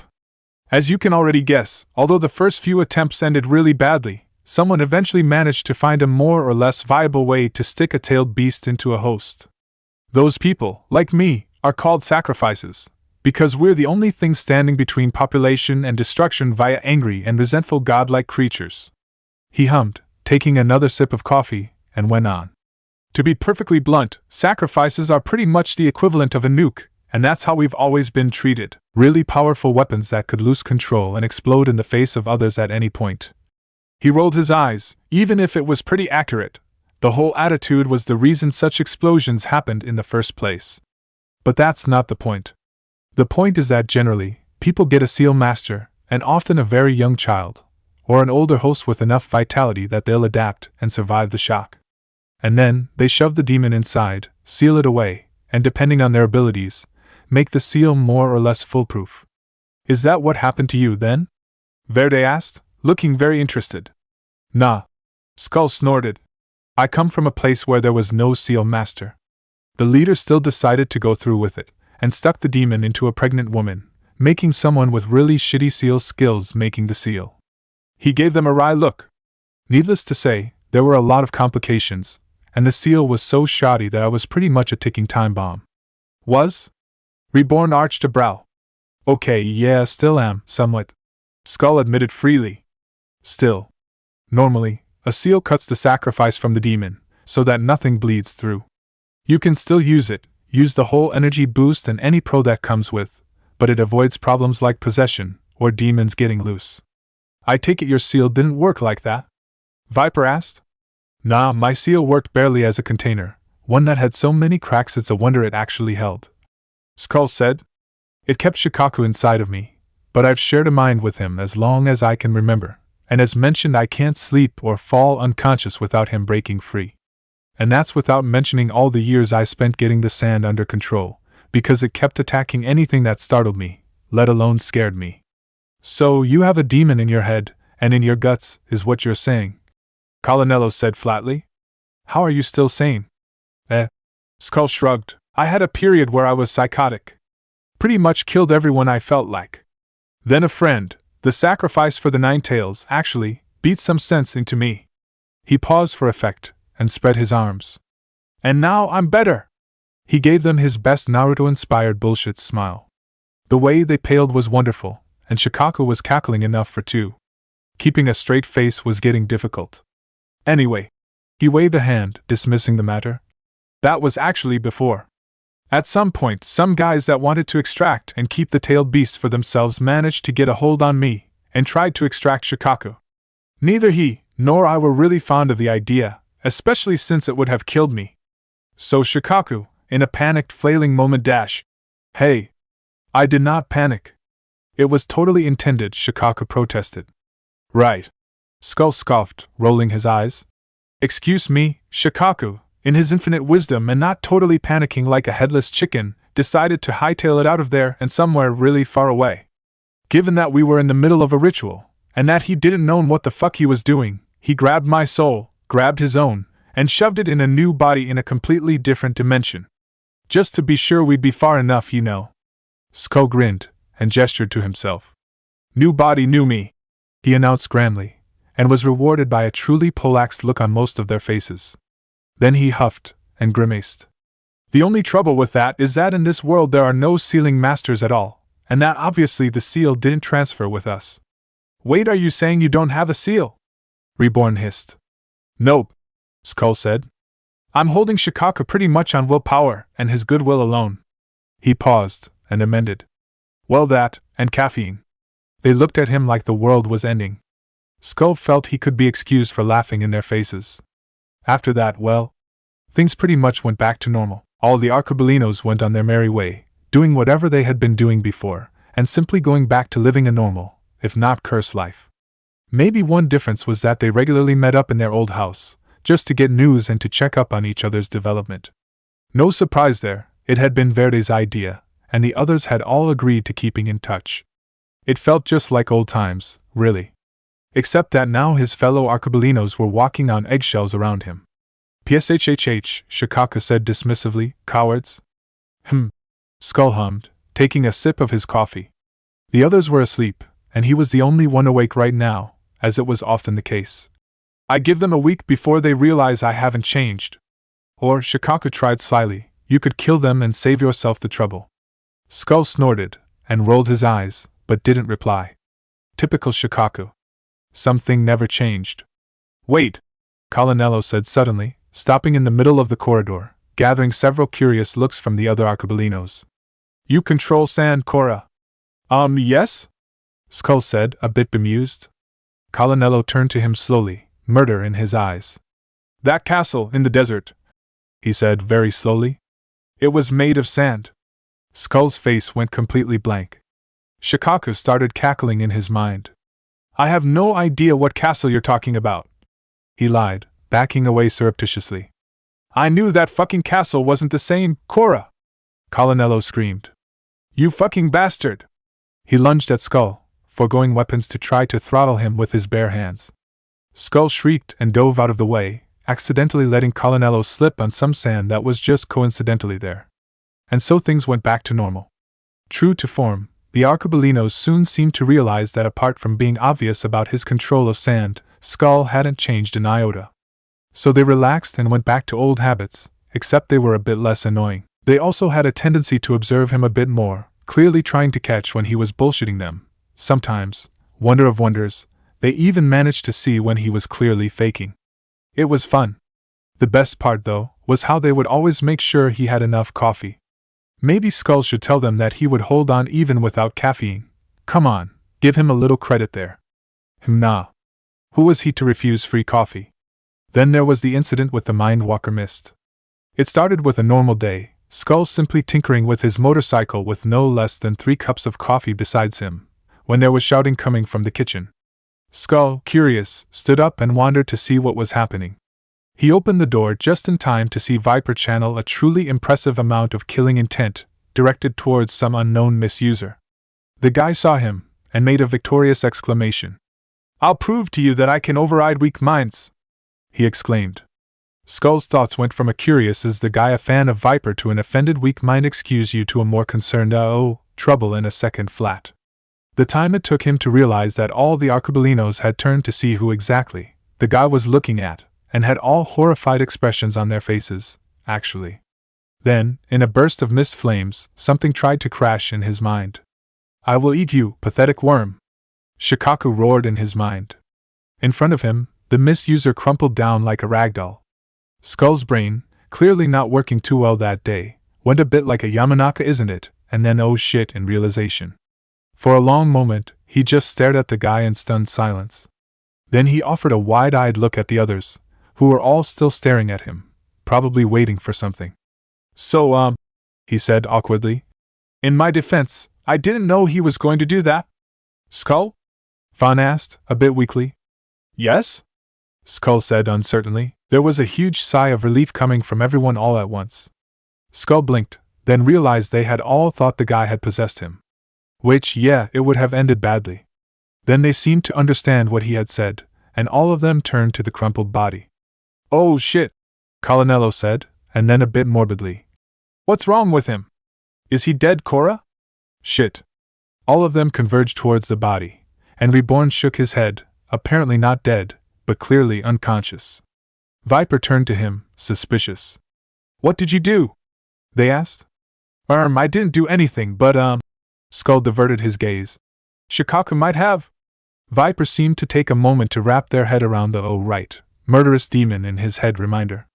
Lal was the one to ask. "Can you undo whatever Shukaku did?" she asked warily. Skull blinked. "Well, it couldn't hurt to try, right?"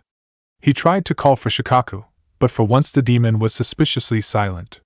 As if sulking or turning inwards, he narrowed his eyes at the way Shukaku was stubbornly keeping his jaws shut. "Oh my god," he said flatly, staring at the demon, "you really tried to eat him." Shukaku shot him a defiant look, but tellingly didn't open his mouth. "God damn it." Skull scowled at him, and did the mental equivalent of poking the demon with a long pointy stick. "Spit him out," he ordered. Shukaku stubbornly curled on himself, growling in his throat. "Spit him out, Shukaku, you infernal beast." Shukaku shook his head. "I swear," Skull growled. He jumped on the demon, and started trying to wrestle his mouth open. "Spit! Come on, spit! It's not healthy for you to eat that sort of things." Shukaku gave him a look, but after more incentive to just spit it out, you overgrown raccoon, reluctantly opened his mouth, let something fall out. Both him and Skull stared for a long moment at the rather mangled, chewed-out thing that had been the mist. "I don't think he's breathing anymore," Shukaku offered, a bit sheepish but a lot smug too. "No, somehow I don't think so either," Skull replied, dry as Suna. He huffed, and did the mental equivalent of booting a bag of trash out of his mind. Then he opened his eyes, to find everyone staring at him, and then at the Mindwalker's body, when he suddenly started to convulse. "What's wrong with him, now?" Reborn asked, warily. Skull cringed a bit. "I had to force Shukaku to spit him out. He was a bit chewed." They all stared at him in disbelief. Skull gave them his best innocent look. Somehow, they didn't seem to fall for it. Skull blamed the convulsing man on the floor. It did hamper his credibility a little. "Well," he finally said, "I hope he wasn't someone important." "Tasted like shit," was Shukaku's input. Skull, like most of the time, tuned him out.